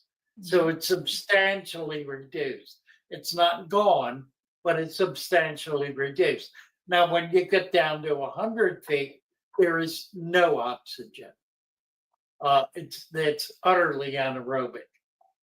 When you go into the substrate, it almost instantly is 100%, and there's no oxygen there at all, except what's being pulled through by the activity of the plants and the microfauna living in it that are flowing water through the system. Microorganisms, most of them or many of them, have what are called flagellates. A flagellate is like the wings on a bird that are waving. What they're doing is feeding. They're really mouth parts, kind of extended mouth parts, some of which are on the outside, all of which are on the outside of the body. But some of which are nowhere near its mouth. They're moving in order to create water flow and to bring food to them. That action of millions of those little flagellate animals causes a current through the substrate. And that occurs both in gravel and in sand. It occurs in soil as well, for that matter. There are other kinds of animals living in the soil. When you get down deep enough into the soil, it's primarily bacteria and certain kinds of microfauna that they do deep dives. They'll come up to a level where there's a minimum of oxygen. They'll breathe and then they'll take a deep dive. And they may go into that totally anaerobic layer for hours feeding, and then come back up and do a CO2 O2 exchange, and then go back diving again. And those are animalcules. Those are macrofauna, micro and macrofauna that are able to do that. So there's a lot involved in that process, which is why it's so absolutely vital to be able to bring that extensive breadth of diversity into the aquarium in order to be able to establish that kind of environment. Of course, the big bugaboo for most people is, oh, but they're afraid of parasites. I was watching my old Parasite movie recently, and it's a lot of fun. You need to catch it if you haven't seen it. Definitely. There are a couple of different ones. There's one on, this is a good parasite for your aquarium. That's a really good one. That only has 21,000 hits, and it's Really? about 4 years old. Yeah, it's amazing because it's a stunning video. It has so much information in it and so much research, and tells a story that that nobody else is telling about the value and the importance of parasites in a tank. They're absolutely vital. 99% of the parasites are feeding on other parasites. Makes They're sense. controlling the parasite population. Mhm. You see that especially if you have a well-established food web with a well-cycled tank. You will never get ick in that tank, because when the adult parasite, if you get one spot, you might see one spot. When it drops down, it immediately breaks into 240 babies. Doesn't exactly lay eggs. It sort of breaks apart. And out come 240 little babies. That's a lot. Every one of which are eaten by the other microfauna that's in there. So you'll never see another spot. They'll never make enough and out of there. Well, maybe one, but it's not like what happens in a clean tank where there's nothing to control them. And so they flourish, they explode. The population that absolutely explodes. They get covering the fish, which is a condition you absolutely never see in nature. In nature, never is a fish covered in ick. It cannot happen because as the babies are coming up out of the soil, they're being eaten by other parasites. Parasites eating parasites. So you need parasites in your tank to control parasites. Greg is here. Hey, Greg. Hi, Hey, Greg. Fish. Hey, Miss Dina. Oh, look Beautiful at angel. that. How pretty. Hey, just the same old stuff again. I wanted you to maybe you could address something for me. I was on the stream kind of showing my stuff, and I got a comment about one of my tanks. And I was wondering if you could explain for people that's new to the hobby that might not know about it. And I'll show it to you here in just a second. I was, kind of giving an overview of my fish room to fish. And this person was real critical of one of my tanks. You can see they're all pretty clear, right? Right. Nice clear water, no yellow water. It's awful dirty and mucky. Yeah. And you've got other fish in with your discus. How This is- dreadful. This is the end. This is the end of a 4-foot tank. Right. So it gives you an idea. We got the fish room. I was teasing. You do know that. A lot of nice little clear tanks with no yellow water, correct? They wanted to give me some flack on this tank right here. Oh, I see. Because of the yellow water. And then they think it's aged water and non-filtered water. Said I needed more filtration on this thing. And it's black water. Right. I change the water regularly. It's my Optums. I take care of these guys. And Right. I use Kent black water extract, which you probably don't approve of. But there is a lot of Mopani wood in there. It's a good Lots of company. Mopani. Yeah. And it's meant to be a black water tank. Well, and it maintains that lower pH too, It does. which can be difficult to do. Right. And these guys require it. And they're super happy. Can you tell? I absolutely can. Okay. Yeah, that's perfect. Well, the person that had a problem with it, he used to be one of your followers and a nice guy, but he's just misinformed. He lost his way. He's lost his way, and I hate it for the young man. But it's just one of those deals. You need to, before you make a comment, you need to inform yourself on what you're dealing with. Yeah. Yeah, right. A lot of people put their mouth in front of their brain. They got, Right. I got to remember that.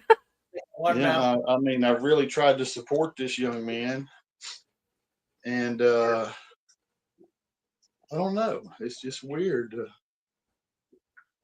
I think the other thing I that take happens- pride in my tanks. I change the water. Y'all can see I raise a lot of fish, and Right. I was taken back by it more than anything. I was just like, I can't believe Right. this.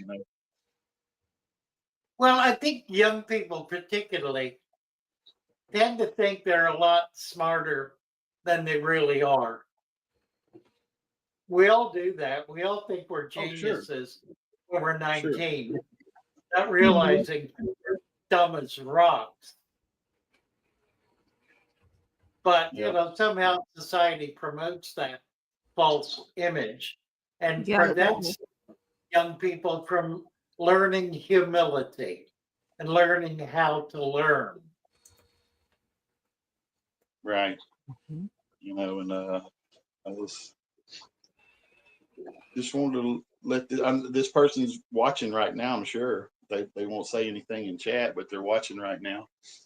And I just want to let them know, there's Really? things that you don't know about, you haven't learned yet. Why don't you try them Exactly. instead of Exactly. knocking them before you try them? Mhm. Yeah, and I guarantee you, if he was trying to follow Father Fish and left, he messed up and did not own up to his own mistakes because True. it's a foolproof system.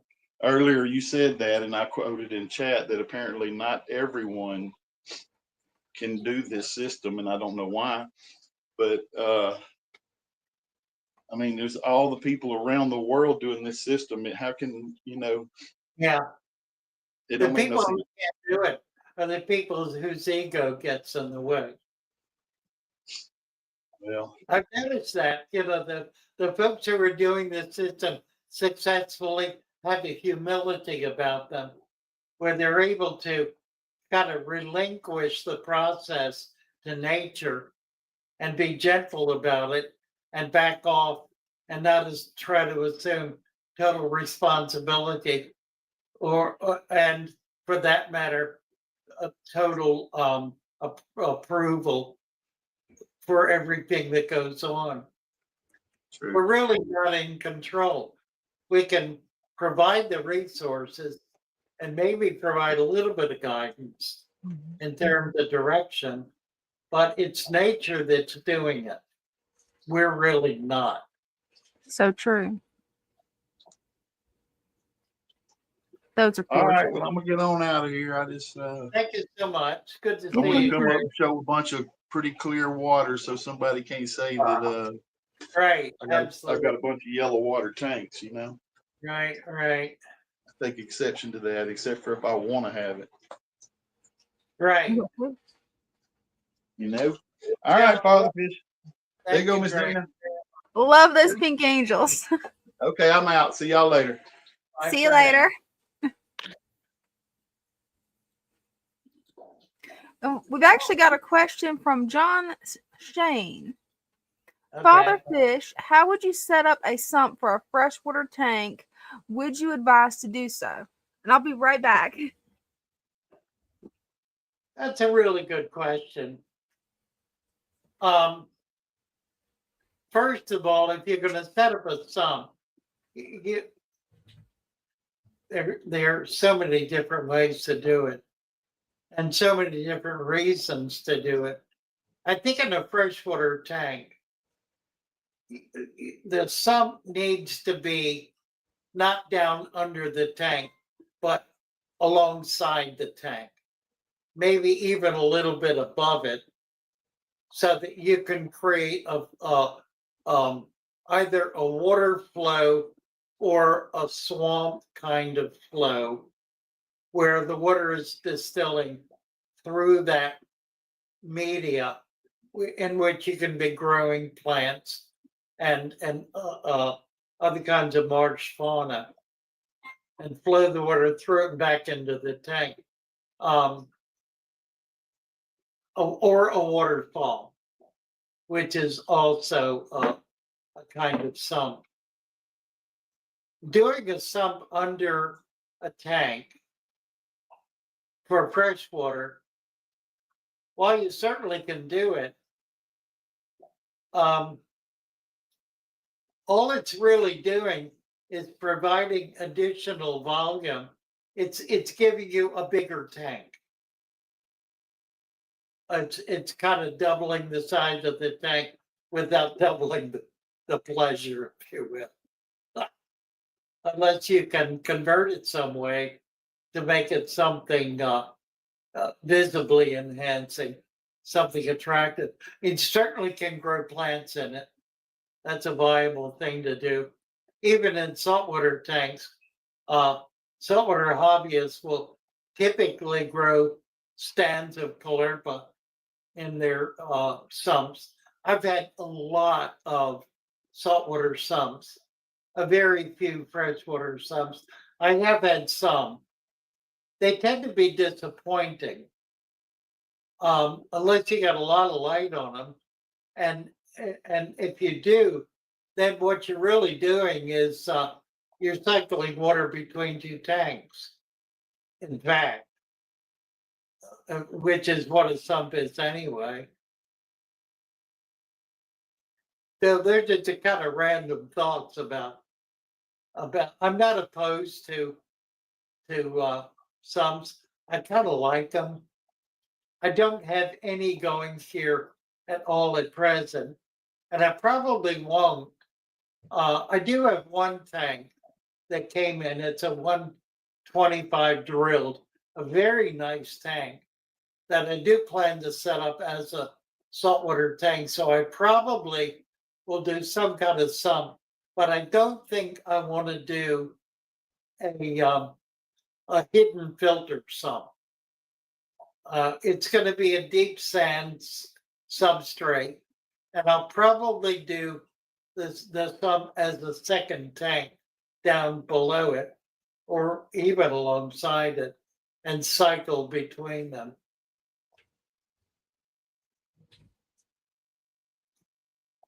Sump's a funny idea.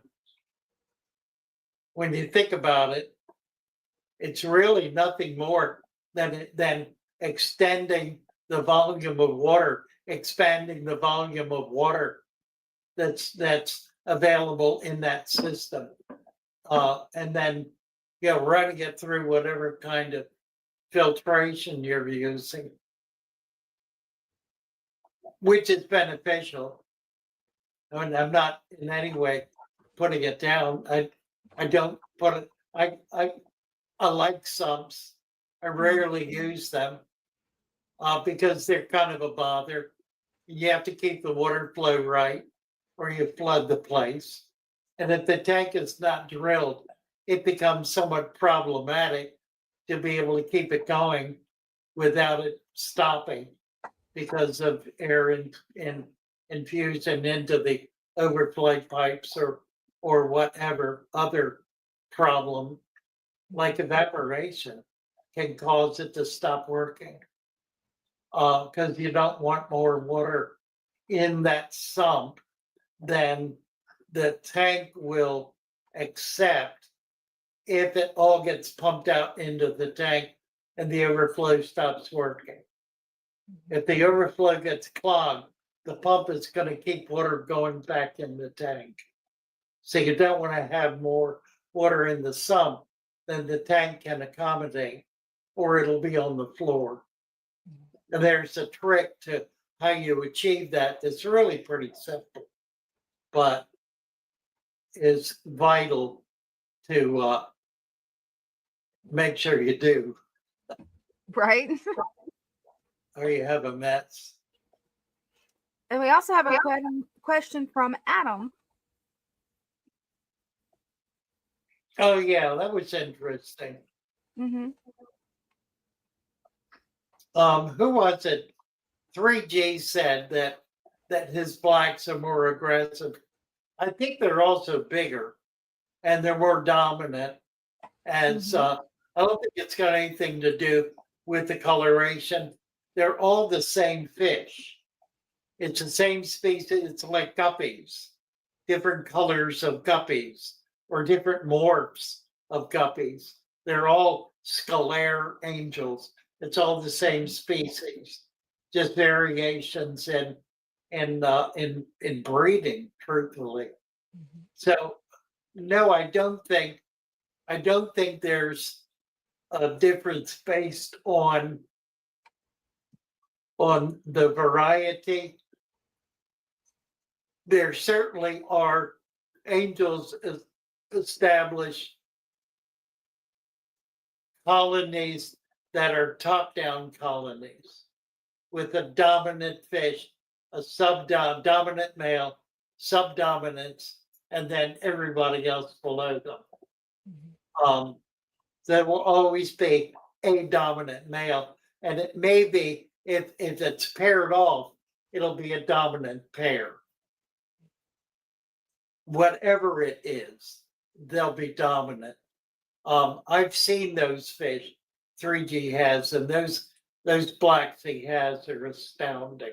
That they It's- are. It's a remarkable pair of fish. They're very large, very healthy, and I can imagine in a tank with other angels, they would absolutely rule the roost. Mhm. They would. The color really has nothing to do with it. It's the health, the dynamic proportions of the fish.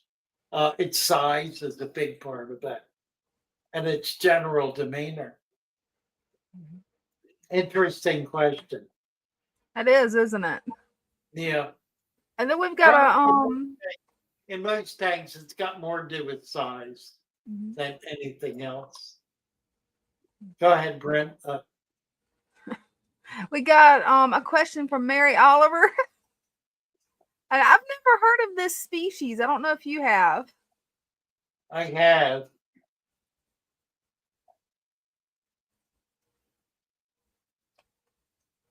They're like a moth. Oh, okay. I've seen pictures of them. I've never seen one. I don't know if we have them here or not. The lanternfly. I'm not out much.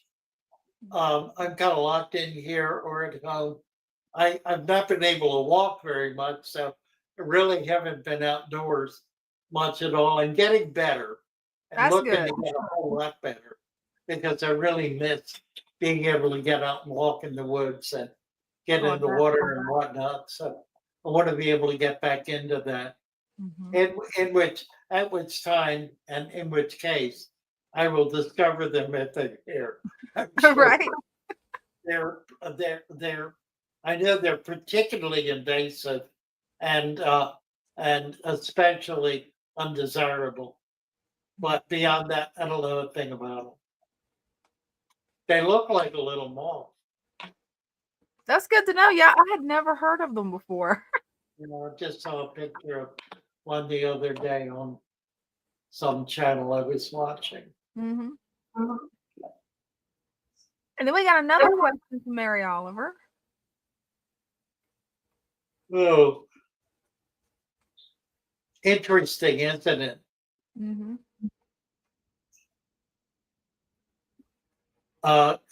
Yeah, nobody's had their finger taken off. Right, and now it theoretically could happen.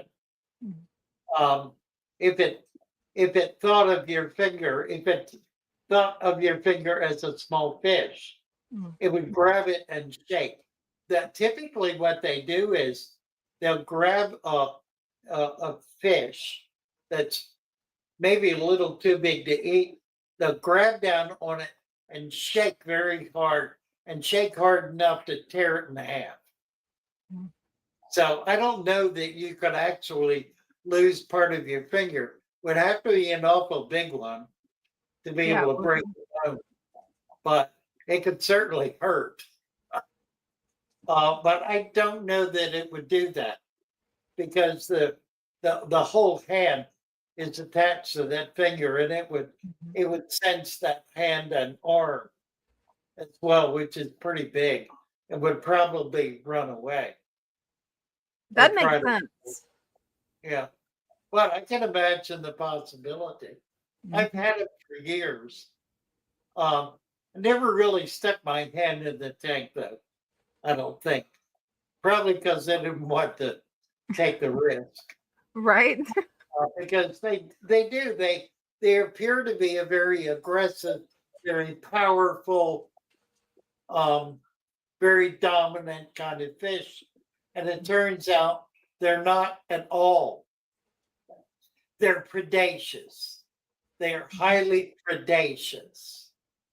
They're not at all aggressive. They don't fight with anything. They run.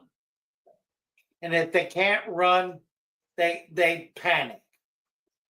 And they'll go into a panic state. Strange fish. It is. Which You'd is think why it would be highly aggressive, but they're not at all aggressive. But they are highly predaceous. They're living in, they have no eyes, and they're in water that's so murky they can only with their lateral line feel something, know that it's there, and then very quickly back up and bite. And that happens in a tenth of a second. Back up and bite, they grab it and then shake instantly. So yeah, that could be your finger, I suppose. I don't think I'd want to get bitten by a big one. I don't think I would either. Powerful animal. Mm-hmm. It's that lack of aggression I never saw until I put that. I had a group of them, 5 of them years ago. And I put them all in tanks with other fish and wasn't really paying close attention because there was a big store and I was moving around all the time. Within 2 days, every one of them were dead. Wow. Regardless of where they were. Again, they were all in with other fish. And they were big. They were a foot long. They were not little guys. They were all, decent size with larger fish. Not little tiny fish. Little tiny fish that were just eaten. But I've never noticed them. I only had those and the one here. I put the lungfish in with the abba, both were at the same size. Didn't last 2 days. At first it looked fine. They were swimming alongside each other. There was no aggression. It was seemed very peaceful. And then the next I looked, like the next morning, the abba is contorted, twisted in a big curve, like the death curve of a fish. Oh, there's a story. We got some clown knife fish and little ones, like 3-4 inch ones. And they're kind of sensitive fish. They're very shy fish. We put them in the big 125. That was me doing that foolishly because they were the same size as a lot of the other fish and met some of the same sort of conditions. We saw one of them today curled at the top in that condition that leads to death. Just lying on its side, curved over, flipping around, trying to swim, can't swim, obviously starved. Obviously was not getting any food at all, too shy to come out and eat, and not a plethora of food that would have allowed it to find a few things to nibble on. So we took it out. And I said to Jennifer, he's gone. She said, well, can I work with it? So she got an eyedropper and got some of the frozen mysis, which is a ground, very fine food, put it in the eyedropper and held the fish in the water with her hand and put the dropper in front of its mouth and got it to take a few little bits and then was able to get a little more in it. So she actually got it eating and within 15 minutes or so began to straighten out a little bit. Well, This was going to be a long-term process. We discovered this late in the afternoon. So she's taken it home to nurse it. And I'm very curious to see how this works out. I've never saved a fish that was in that condition, but I've never gone the extra mile actually trying to nurse it back to health. So we'll see if the ultimate fish whisperer really is in our midst. That would be a very big thing to pull a fish back from that condition. That we'll see. What else you got? Anything else? Oh yeah, we still got a few more. Not necessarily. If you follow predatory fins, they do a lot with stingrays, a whole lot. In fact, one of the partners has spent his entire life breeding stingrays. They've traveled to China where they have been on stingray farms and bought from stingray. Well, the farms are really tank farms. They're not farmed outdoors. They're all kept in very sterile conditions, which I find somewhat problematic. I don't know if it's going to work out here. I may wind up springing for $400 or $500 and lose the fish, which would be a major disappointment. But That would. I'm going to take the risk at some point here. I think it'll work out fine. I don't think it'll be a problem. But those tanks, they get big. They'll get like 18 inches in diameter, and they can get much, much, much bigger. I mean, I've seen pictures of stingrays in the Amazon that were 10 feet across, monster, like a big a big ray in the manta ray, like a manta ray. They get that big, and can be very dangerous, of course, at that size. But well, I think you probably can keep them in a low boy or a cube. They will do well. They need a large body of water. Yeah. They need to be able to go in any direction, at least 2 or 3 times their size. So if it's a 6-inch one, they need to be in about 18 to 24 wide and 3 to 4 feet long or deep and wide. I think that's the main thing. It doesn't matter probably so much about the height. They can be kept in lower water, obviously, because they're on the bottom most of the time, so they're not using that water column very much, although they can swim up the side, they can swim along, but they're primarily on the bottom. Cube is going to work better probably, but it's not critical. I've noticed that the displays in China are wider than they are deep, but they're very wide and very deep. And by deep, I mean front to back, as opposed to high. If they're 10 feet wide, they're 4 to 5 feet deep. And there are a lot of tanks that I've seen that have been that size with numbers of substantially large stingrays, like 12, 14-inch stingrays, and then maybe half a dozen or more. Wow. Yeah, I don't know.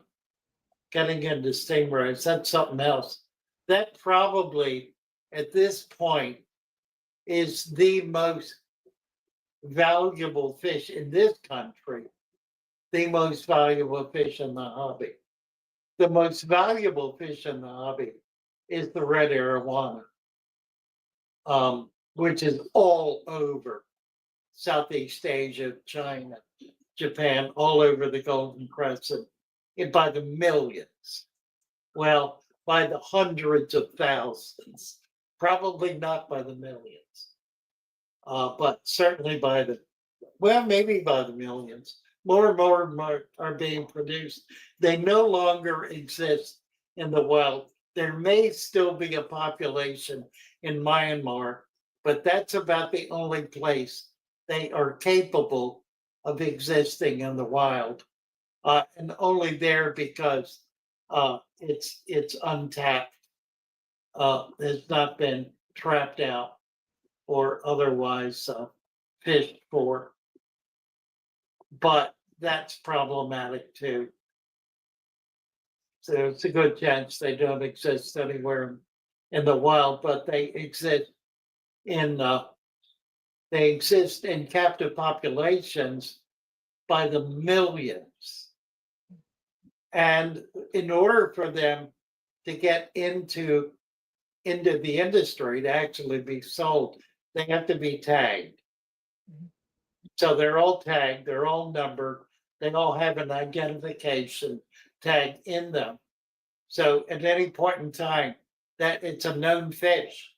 They're known wherever they are. They run between, depending on size, 5,000 to 10,000 as a low to well over 100,000.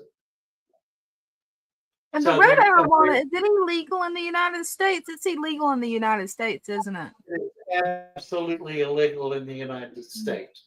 They're not allowed to bring them in, which is a completely corrupt, insane, and absolutely outrageous ruling. It's a rule, it's not a law. It's a rule imposed by Interior and various fish and wildlife agencies. And the reason, of course, is that it does not exist in the wild.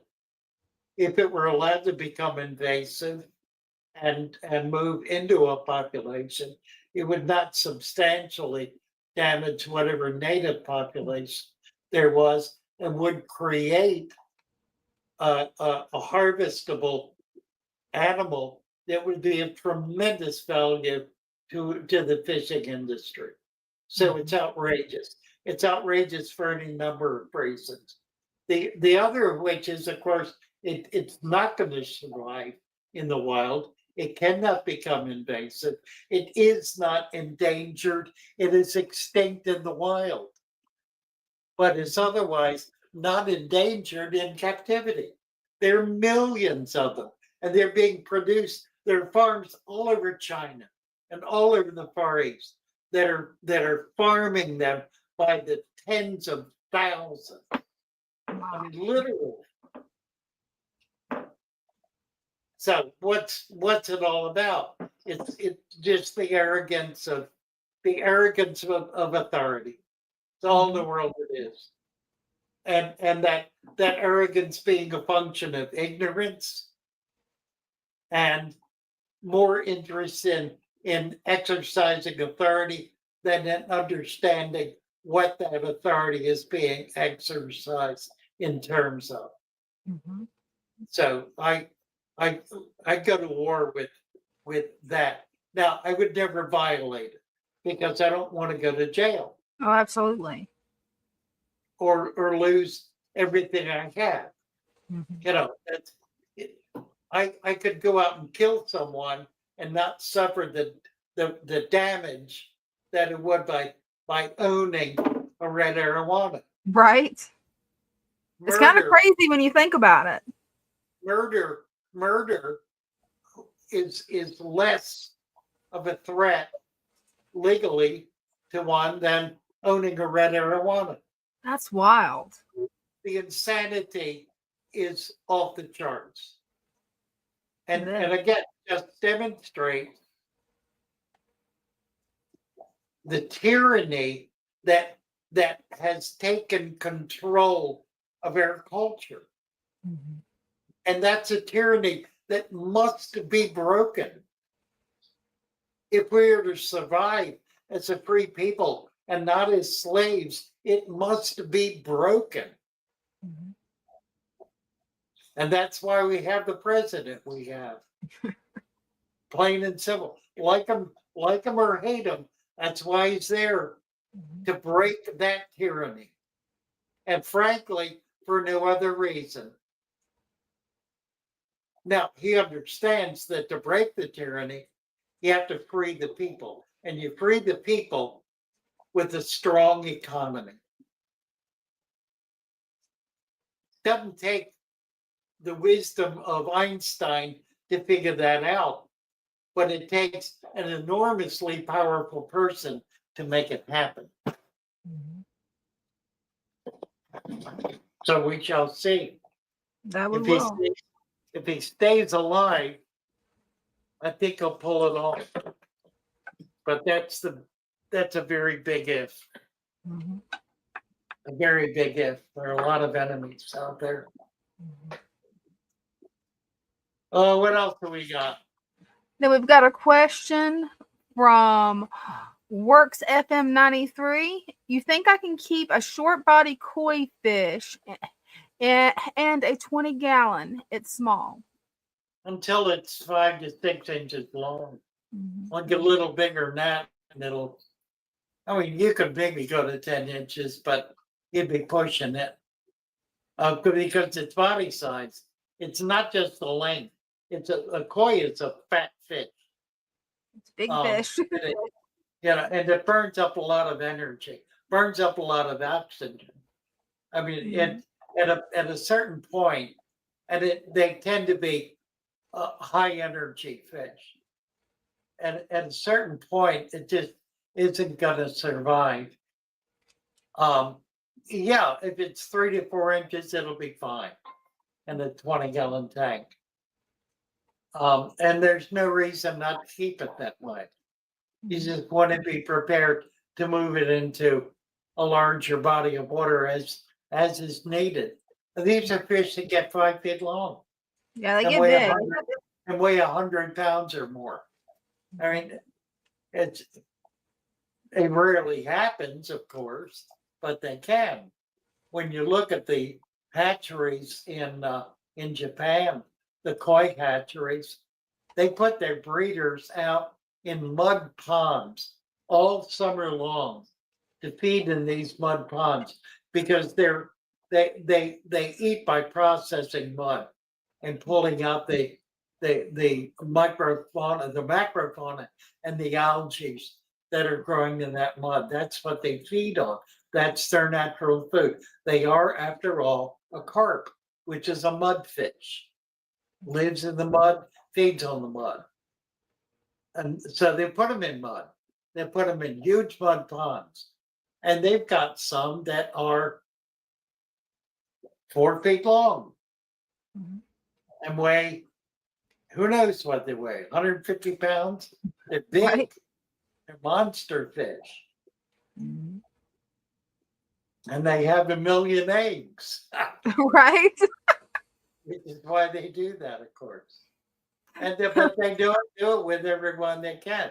They're highly, highly selective to the point that any fish that's going to be kept for breeding is going to be a 1 in 1 million fish. It's going to be the best of the best of the best. It's interesting. I answered the question recently. Why do fish have so many babies? And the answer is because their babies are feeding so many other fish. Their the predation on small fish is almost 100%. Almost, but not quite. Those that escape, think about it this way. A normal fish, not a salmon that breeds only once, but a normal fish that's breeding out in open water, like a bass or a rock or a perch or sunfish or whatever, breeding in open water. They'll have, every time they nest, and they typically nest once a year, maybe 2 nests, usually 1. They'll have 1,000 eggs, minimum, 1,000, maybe 10,000. They'll all hatch and they'll all swarm out and they'll all get eaten. Every one of them will be eaten.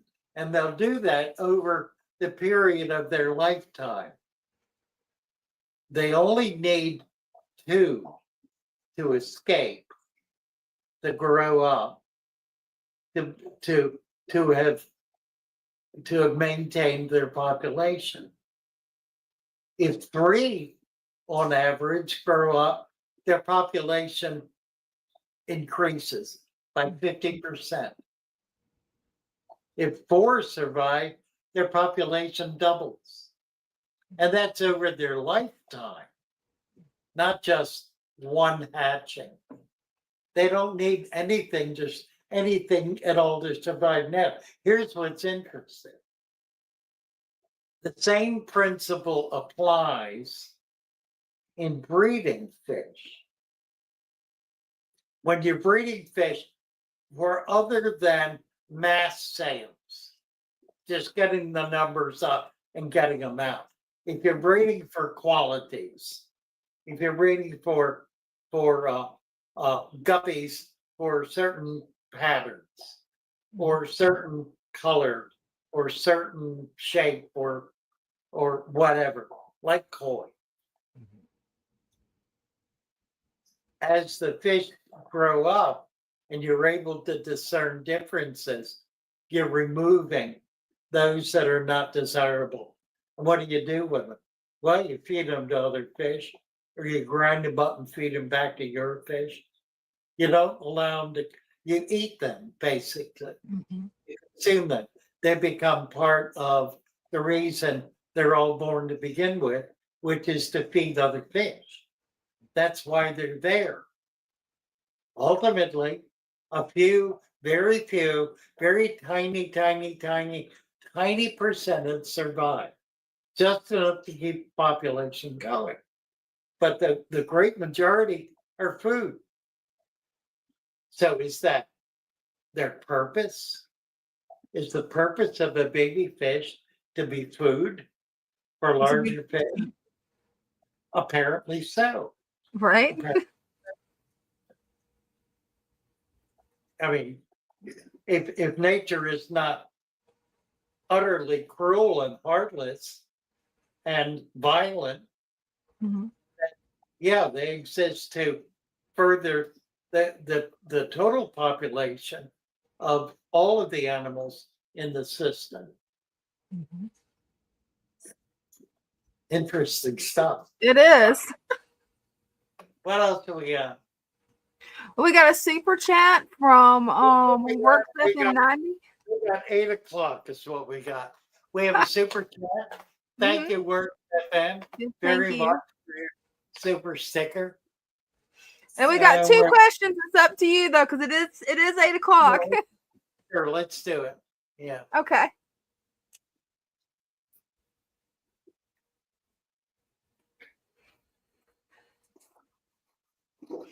No, I have not. Museum of Aquarium Pet History. No, I'm not familiar with it. Is it a YouTube channel or? Yeah, it's a Museum of Aquarium. Let me type it in and I'll go there.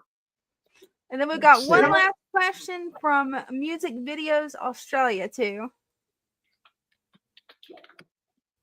Of Aquarium. What's it called? Music of Aquarium. The channel you're looking for is Museum of Aquarium Pet History. So yes, TORY.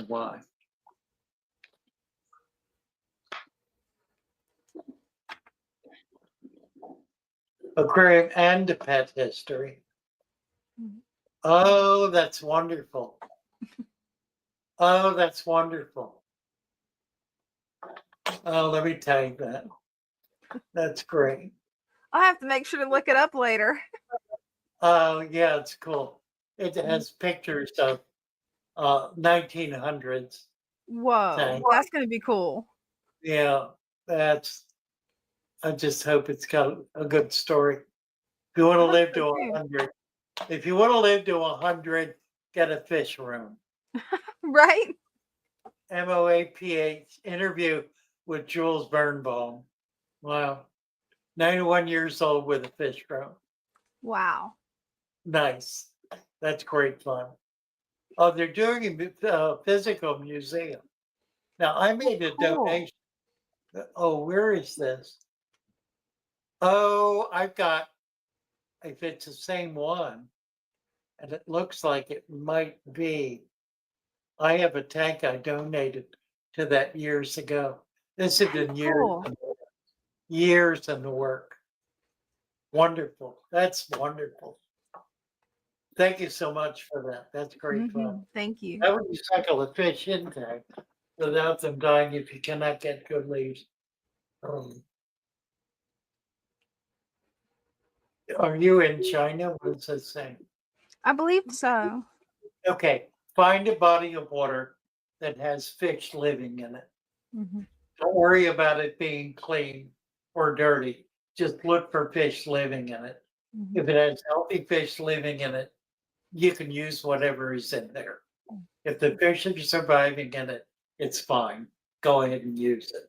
And there surely will be bodies of water in your area with fish living in it. Fish are very tolerant and very capable of overcoming various problems. So don't get paranoid about, oh, the water in my community is so foul, I wouldn't dare use it. It probably is not. It very likely is not. In point of fact, it's rare that it is so foul that fish can't live in it. There are very few bodies of water so foul that fish cannot live in them. So look for something, look at a water that has living fish, and you'll be good. It'll be fine. Perfect. Okay. Are we there? We're there. We're done. Okay. Love you all. Love y'all. Wonderful to be here. Let's see if we can find our song. Let me see. And My say, little fishes, I clicked it. as they swim about their home. I love my little fishes as they swim about their home. When the sunlight shines upon them and their colors begin to glow, I am drawn into a world where my heart longs to go. I imagine scenes of beauty and feel the warmth of love. I love my little fishes as they swim about their home. I have traveled the world over, but never found the peace that comes from watching my fishes as they swim about their home. My heart is happy and I am content to sit and watch them swim. I will not be alone while these fishies are in my home.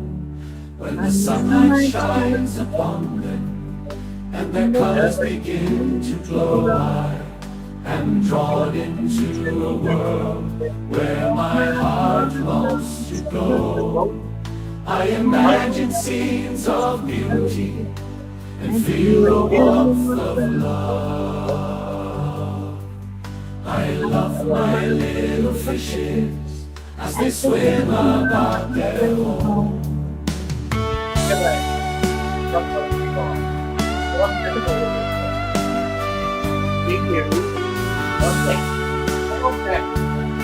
We're gonna have a good time. All right.